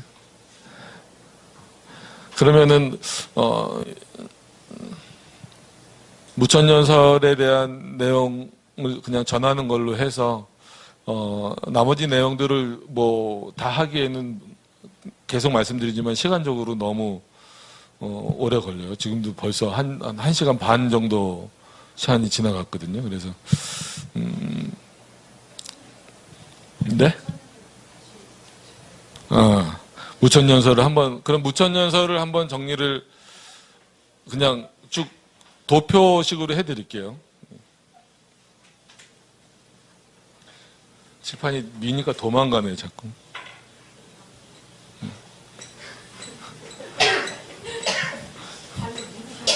괜찮습니다. 뭐 도망가면 땡겨오면 되죠. 뭐 지가 뭐 가봤자 저 뒤져 뭐. 이렇게 땡겨오면 됩니다. 자, 뭐 다른 걸 다 아까 말씀드린 대로 세대주의니 뭐니 이런 걸 전부 다 지금 말씀드릴 수는 없어요. 그러니까 우리 입장에 대해서 우리가 추구하고 있는 종말론에 대해서만 좀 정리를 해드릴게요. 그게 이제 무천년입니다. 무천년설이죠. 그러니까 무천년설은 뭐냐면 예를 들어서 그러니까 원래는 그런 개념이 없는데 너무 그게 우리 사고 속에 깊이 들어왔기 때문에 예를 들어서 7년 대환란이나 예수님이 뭐 지상에서 천년 동안 왕노릇 한다라는 개념 자체가 없는 겁니다. 그러니까 그런 개념이 없다는, 아예 천년 개념이 없다라는 거예요. 그러면 환란이 없냐? 그게 아니라 어떻게 보면 창조 때부터 예수님이 그냥 재림이라고 쓰겠습니다. 재림하실 때까지가 우리는 이 시대를 그냥 전부 다 교회 시대라고 봐요. 그러니까 보통 사도행전 이후에, 그러니까 지금 이런 형태의 교회는 사도행전 이후가 맞지만 하나님이 계신 곳이기 때문에 에덴 동산에서부터 우리는 교회가 시작됐다라고 보는 겁니다. 그러니까 오해하지 말으셔야 돼요. 그러니까 지금 신약 이후에 이런 교회의 형태는 사도행전 이후가 맞죠, 당연히. 구약 시대는 그래서 제사라고 표현을 하고 지금은 예배라고 표현을 하잖아요. 근데 구약의 제사라는 단어에도 예배라는 의미가 들어가 있어요. 그래서 이왕 말이 나왔으니까 이러면 또 길어져요. 죄송합니다. 재단 지금은 그렇게 막 하시면 안 돼요. 새벽 재단 쌓는다고 그냥 새벽 재단 안 쌓으셔도 돼요. 새벽부터 나가셔도 일 안 하셔도 돼요. 재단을 왜 쌓습니까? 그냥 예배 드리고 오시면 되지. 뒤늦게 이해하셨군요. 맨 처음에 안 웃으길래 이것도 안 통했구나 했는데 네. 재단 쌓지 마시고 예배 드리고 오시면 돼요. 왜 새벽에 힘든데 나가서 일하고 계세요? 예. 그러니까 그런 차원에서 이때부터 교회 시대라고 보는 거예요, 우리는. 그러니까 역사주의 전천년, 자꾸 다른 얘기 하지 맙시다. 그러니까 우리는 다 교회 시대다. 창조 이래 종말 시대까지 전부 다 교회 시대다. 그렇기 때문에 이 교회는 언제나 환란을 겪을 수밖에 없어요. 그럼 예수님이 버리셨기 때문이 아니라 지상교회는 전투하는 교회. 그래서 교회론에서 승리의 교회는 늘 하나님의 승리의 교회로 있고 이 땅의 교회는 전투하는 교회. 누구랑 싸워야 됩니까? 사단과. 공중권세를 잡았기 때문이 아니라 늘 우리를 유혹하려고 하는 사단과 싸우라는 거예요. 하나님이 주신 무기가 뭐예요? 말씀이에요. 말씀. 총칼을 들고 싸우라는 얘기가 아니라 말씀을 들고 싸우시라는 얘기예요. 그게 우리의 무기입니다. 그러니까 그렇게 교회 시대가 있고 이 교회 시대 안에 이제 환란이나 고난이나 이런 것들이 있는 겁니다. 환란이나 고난 이런 부분들이 다 포함되어져 있어서 일명 세대주의나 전천전처럼 뭘 나누질 않아요. 나눌 이유가 없는 거죠. 그리고 아까 말씀드린 대로 왜 그러냐면 여기 예정론, 하나님이 작정하신 택자와 유기자. 그러니까 하나님의 예정입니다. 예정. 그러니까 이 예정에 따라서 섭리를 해 나가시기 때문에 그렇기 때문에 예수님이 굳이 공중재림 하셔서 지상에서 뭘 할 일이 없으신 거예요. 하실 이유도 없고 그런 구분이 없으니까. 그래서 한 번 재림입니다. 우리는 한 번 재림. 그러니까 이중재림 말하면 그건 세대주의예요. 본인이 아무리 역사주의 전천년이라고 하더라도 그건 아까 말씀드린 대로 역사주의 전천년에 대한 이해가 없는 거예요.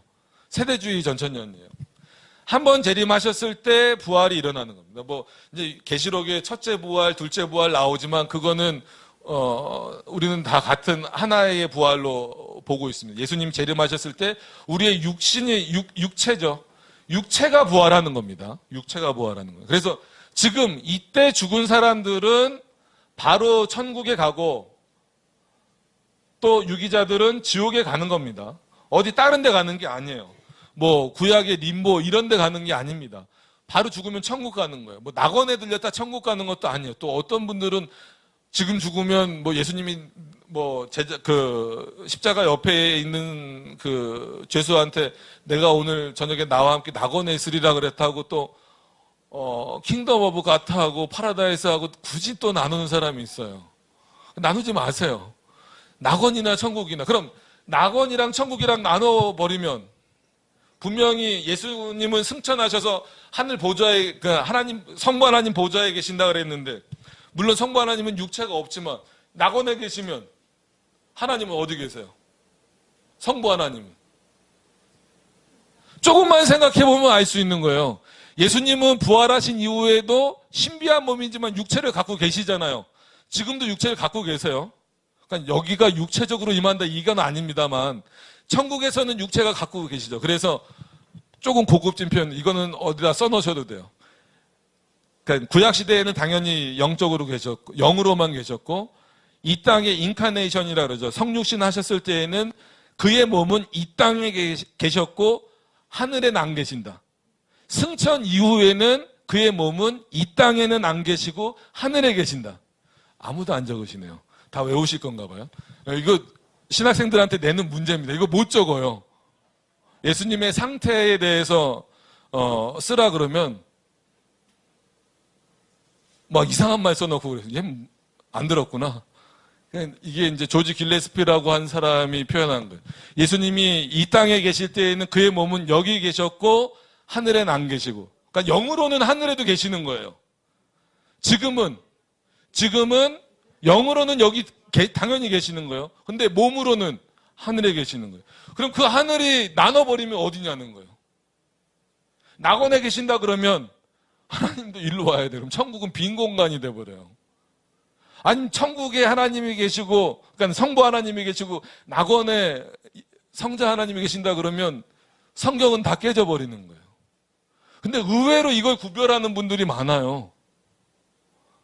그렇게 들으셨으니까 목사님 이게 또한 세대주의 전천년의 전형적인 피해입니다. 폐해라 그래야 되겠죠. 이건 같은 거는 낙원을 가셔도 되고 천국을 가셔도 되고 두 군데가 아니라 같은 겁니다. 그래서 육체가 부활하는 거예요. 그러니까 육체가 부활하기 전까지는 그런 차원에서 아직 완전한 상태는 아니잖아요. 그러니까 영원한 안식을 누리는 건 맞아요. 우리가 죽음 직전에 죽자마자 바로 영화의 상태가 되는 건 맞지만, 그럼에도 불구하고 아직 육체가 부활하기 전이잖아요. 그렇기 때문에 이제 예수님이 표현하신 대로 잔다라는 표현으로 이제 쓰는 그런 개념입니다. 그러니까는 이왕 얘기가 나왔으니까 우리가 구원의 서정 가끔 한번 확인해 보시면 부르심, 빨리 쓰려니까 부르심, 그 다음에 부르심 다음에, 그러니까 창세 전에 이 택자들을 어떻게 구원하시는가 이거예요. 소명입니다. 소명을 이제 부르심, 뭐 직업 소명도 있지만 그런 건 나중에 빼고, 부르심 다음에 중생, 거듭남. 이거를 본 어게인 정도로 생각하시면 안 돼요. 그러니까는 니고데모가 묻는 거예요.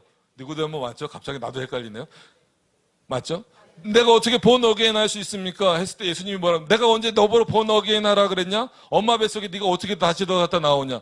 리제너레이션, 완전히 새롭게 되라는 거예요. 중생은 본 어게인이 아닙니다. 그래서 칭의, 의롭게 되었다. 우리는 여전히 죄인이에요. 그럼에도 불구하고 하나님이 그리스도의 죽으심으로 말미암아 그가 우리의 죄값을 치르셨기 때문에 우리를 의롭게 불러주시는, 그래서 법정적인 용어다. justification, 그래서 법정적인 용어다라고 부르는 거예요. 그래서 루터의 정말 멋진 표현이에요. 이것도 안 적으시면 뭐 어쩔 수 없어요. 여러분들한테 시험을 볼 건 아니니까. 그래서 루터가 뭐라고 표현했냐면, 우리는 날마다 고침받아가는 의인이다. 그러니까 인간의 죄성은 남아있잖아요. 죄책도 책임을 져야 돼요. 지옥에 갈 만한 그건 아니지만 여전히 죄 형벌도 지금도 있습니다. 그러니까 하나님 앞에서 열심히 잘 사세요. 난 택자니까 막 살아도 돼. 이러면 큰일 납니다. 네. 그런 차원에서 우리는 날마다 고침받아가는 의인이다. 그래서 그게 이제 성화랑 연결이 되는 거예요. sanctification. 그래서 뭔 말인지 모르셔도 그냥 그렇다라고. 그러니까 세인트라는 거잖아요. 그러니까 성화된다. 거룩하게 되어져 간다. 그래서 날마다 하나님께로 가까워져. 그럼에도 불구하고 이 땅에서는 완전 성화가 이루어질 수가 없죠. 우리의 연약함과 죄성이 그대로 남아 있으니까. 그래서 죽음 이후에는 영화. 여기서 아무 시간이 갔지만 아시라고 질문을 드려요. 그럼 이 영화의 상태는 타락 후 아담의 상태보다는 당연히 좋겠죠. 그렇죠. 타락 후 아담의, 즉 선과 악을 알게 하는 나무 열매를 그걸 또 사과라 그러시는데 사과 아닙니다. 사과 먹다 걸려서 여기 이렇게 걸렸다고, 남자만 걸렸어요 그러면 하와는 잘 삼키고, 아닙니다. 소화 능력이 그런 거 아닙니다. 예, 참 성경 해석하는 거 보면 놀랍고 신비로운 세계가 많아요. 갑자기 또 그러니까 타락 후에 아담 상태보다는 당연히 좋죠. 그럼 타락 전 아담의 상태보다는 좋을까요, 안 좋을까요? 타락 전, 아직 선악과를 따먹기 전 상태보다 좋을까요, 안 좋을까요? 네, 영화의 상태에서 우리가 죽은 다음에 영화의 상태가 됐을 때 그 상태가, 이 상태가 더 좋냐? 아니면 타락 전 아담의 상태. 갑자기 빨리 쓰려니까 안 돼요. 상태가 좋냐?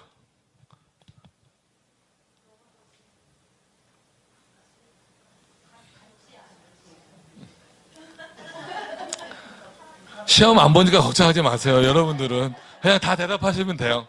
네. 영화의 상태가 더 좋죠. 같다라고 생각하실 수도 있어요. 근데 타락 전 아담의 상태는 어떤 상태로 하나님이 만드셨냐면, 심히 보기 좋으셨다라는 말씀에 오해하시면 안 돼요. 좋은 것부터 씁시다. 선을 행할 수도 있는 가능성, 악을 행할 수도 있는 가능성을 두고 만드신 거예요. 그렇기 때문에 하나님은 아담이 타락할 것으로 정하셨지만 악을 행할 가능성이 있었기 때문에, 이거는 하와도 마찬가지예요. 그 하와의 저기에 넘어가는 거예요. 근데 영화의 상태에서는 뭐가 완전히 제거되는 거예요? 이게 제거되는 거예요. 그래서 웨슬레는 뭐예요? 이 땅에서 완전 성화, 이걸 없앨 수 있다라는 거예요. 그래서 웨슬레안이라 그러죠. 웨슬레 안에서도 싸워요. 초기 웨슬레는 이걸 고집을 했기 때문에, 근데 웨슬레가 본인이 죽기 전에 자신의 삶을 되돌아보니까 뭐가 떠오르는 거예요. 나도 안 된다. 뭐가? 이게 안 된다. 완전성화 안 된다. 그래서 마지막 그 죽기 전에 쓴 글에는 완전성화는 안 되는 것 같다라고 썼어요. 그래서 이게 웨슬레가 마음의 변심을 한 건지 그의 신학이 바뀐 건지 아니면 뭐 다르게 표현한 건 이것 때문에 감리교환에서 그것 갖고 또 싸워요. 논문도 나오고. 그러니까 우리는 그냥 일반적으로 웨슬레 그러면 완전성화 막 이런 거 얘기하는 건데 이걸 말하는 거예요. 그렇기 때문에 영화의 상태에서는요. 이거밖에 없어요. 선을 향할 가능성이 아니라 그냥 선을 향할 수밖에 없는 상태가 되는 거예요. 그러니까 얼마나 좋은 상태예요, 여러분. 여러분, 우리는 죽을 수밖에 없는 상태잖아요. 일단 타락했으니까. 죽을 수밖에 없는 상태인데 예수 그리스도를 통하여서 구원받았잖아요. 구원받은 다음에 나중에 이 상태가 되는 거니까 이건 놀라운 상태죠. 그러니까 요것을 기억을 하시면서 보시면 이렇게 표현했는데 여기가 아니라 일로 끌고 오셔야 되겠죠? 그러면 이것도 육체가 부활했을 때 이때는 택자만 부활하는 게 아닙니다. 유기자도 같이 부활하는 거예요. 안식교가 이게 계속 죄송합니다. 안식교가 이단인 이유 여러 가지 중에 하나가 뭐냐면 영혼 멸절설이 있어요. 영혼. 어떤 영혼이 멸절되냐면 택자 한마디로 구원받은 자들은 영원히 산다는 거예요. 근데 유기자들 그러니까 거기서는 이제 뭐 걔네들은 예정론이 없으니까 지옥에 가는 사람들은 지옥에서 영원한 형벌을 받는다는 건 너무 가혹한 거 아니냐. 그럼 진짜 세상 법정대로 너는 5년형, 너는 10년형, 너는 뭐 20년형 이렇게 되잖아요.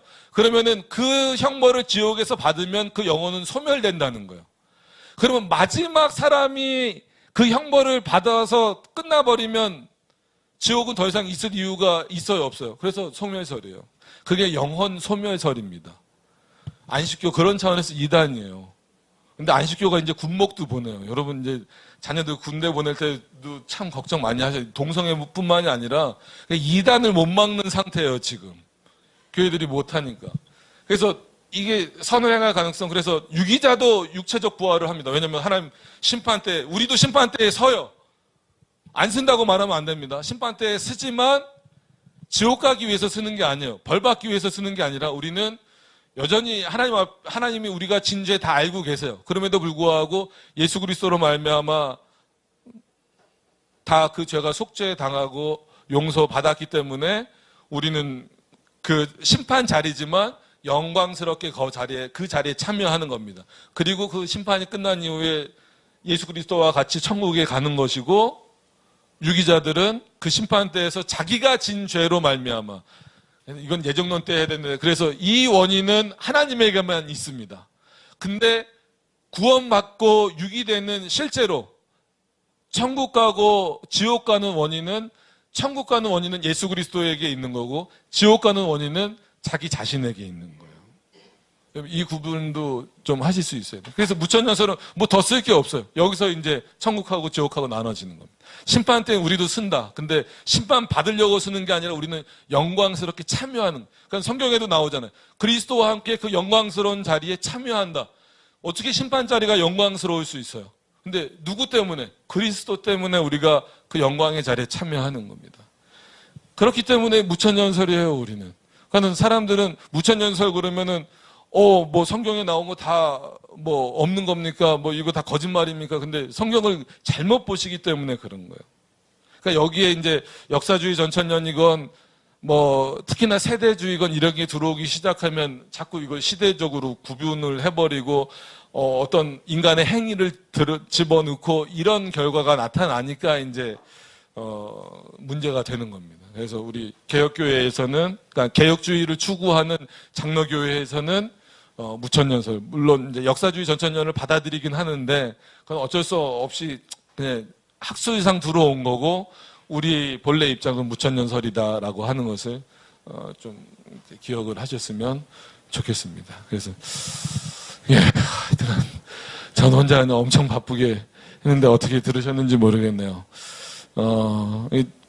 솔직히 좀 여유를 갖고 이렇게 좀 차근차근 하나하나 좀 이렇게 성경도 좀 찾아가면서 이렇게 좀 봐야 되는데 그럴 만한 시간은 좀 안 돼서 또 너무 그렇게 자세히 하기에는 좀 또 부족하고 그래서 요 정도만 이렇게 말씀을 드렸습니다. 그러니까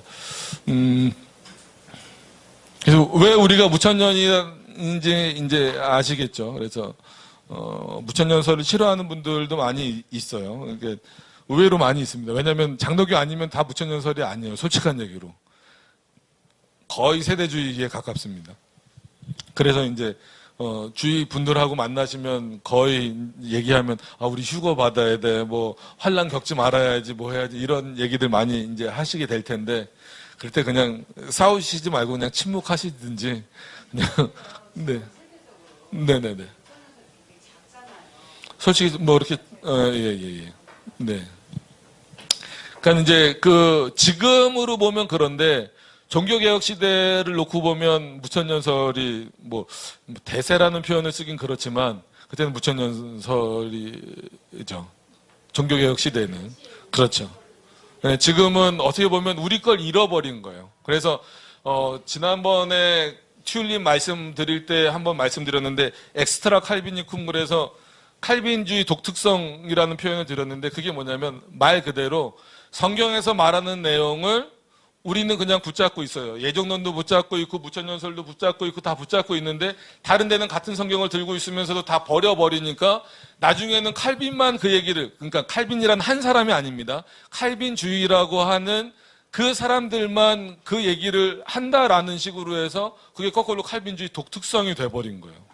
근데 오히려 칼빈주의 독특성이 결국은 성경을 가장 바르게 보는 내용이 된다라고 하는 겁니다. 이제 다른 쪽에서는 당연히 그걸 비판을 하겠죠. 근데 저희는 이제 그거를 이제 강조하는 거죠.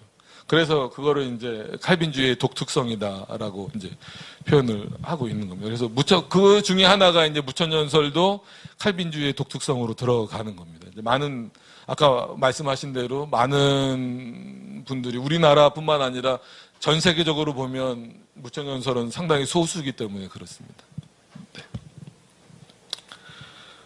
예, 뭐, 이 정도 이렇게 마치면 될까요? 예. 네, 예. 네네네. 하나님의 종들이 먼저 네. 되고 또 나머지 새로들이 자들이 그것에 막 구별을 해놨잖아요. 네네. 근데 그거는 우리가 하나로 같이 봐야 돼요. 그렇죠. 그러니까 같은 사건, 동시적으로 일어날 사건을, 그렇죠. 표현을 다르게 해서, 왜냐하면, 이건 어거스틴 인식론의 표현인데, 삼일체를 말할 때도 한 분 하나님이시잖아요. 근데 우리는 인간의 한계상 음절과 그 말하는 사이에 0.001초라도 간격이 있을 수밖에 없어요. 그래서 우리는 삼일체 하나님이 한 분이다라고 말하면서 성부, 성자, 성령이 한 분이다라고 말하면서도 솔직한 얘기로 그 안에 시간이 생겨버리잖아요. 벌써 성부, 성자 부를 때 벌써 1초라도 생기잖아요. 0.1초라도. 그러니까 이거를 뛰어넘는 인식을 그런 사고를 우리가 하지 않으면 우리는 안 돼요. 솔직한 얘기로 그러면 우리는 현재를 살아요, 과거를 살아요, 미래를 살아요. 표현하기는 미래는 못 살지 아직 안 왔으니까. 현재를 산다라고 말하지만 실제적으로는 이렇게 말하는 순간 과거가 되는 거예요. 그래서 엄밀히 따지면 우리에게는 과거를 사는 것과 마찬가지. 시간 개념으로 나누면. 그래서 요한계시록도 그걸 사건별로 나눠서 구별을 하는 거지 그게 다른 사건이 돼버리면 안 됩니다. 예. 네. 어떻게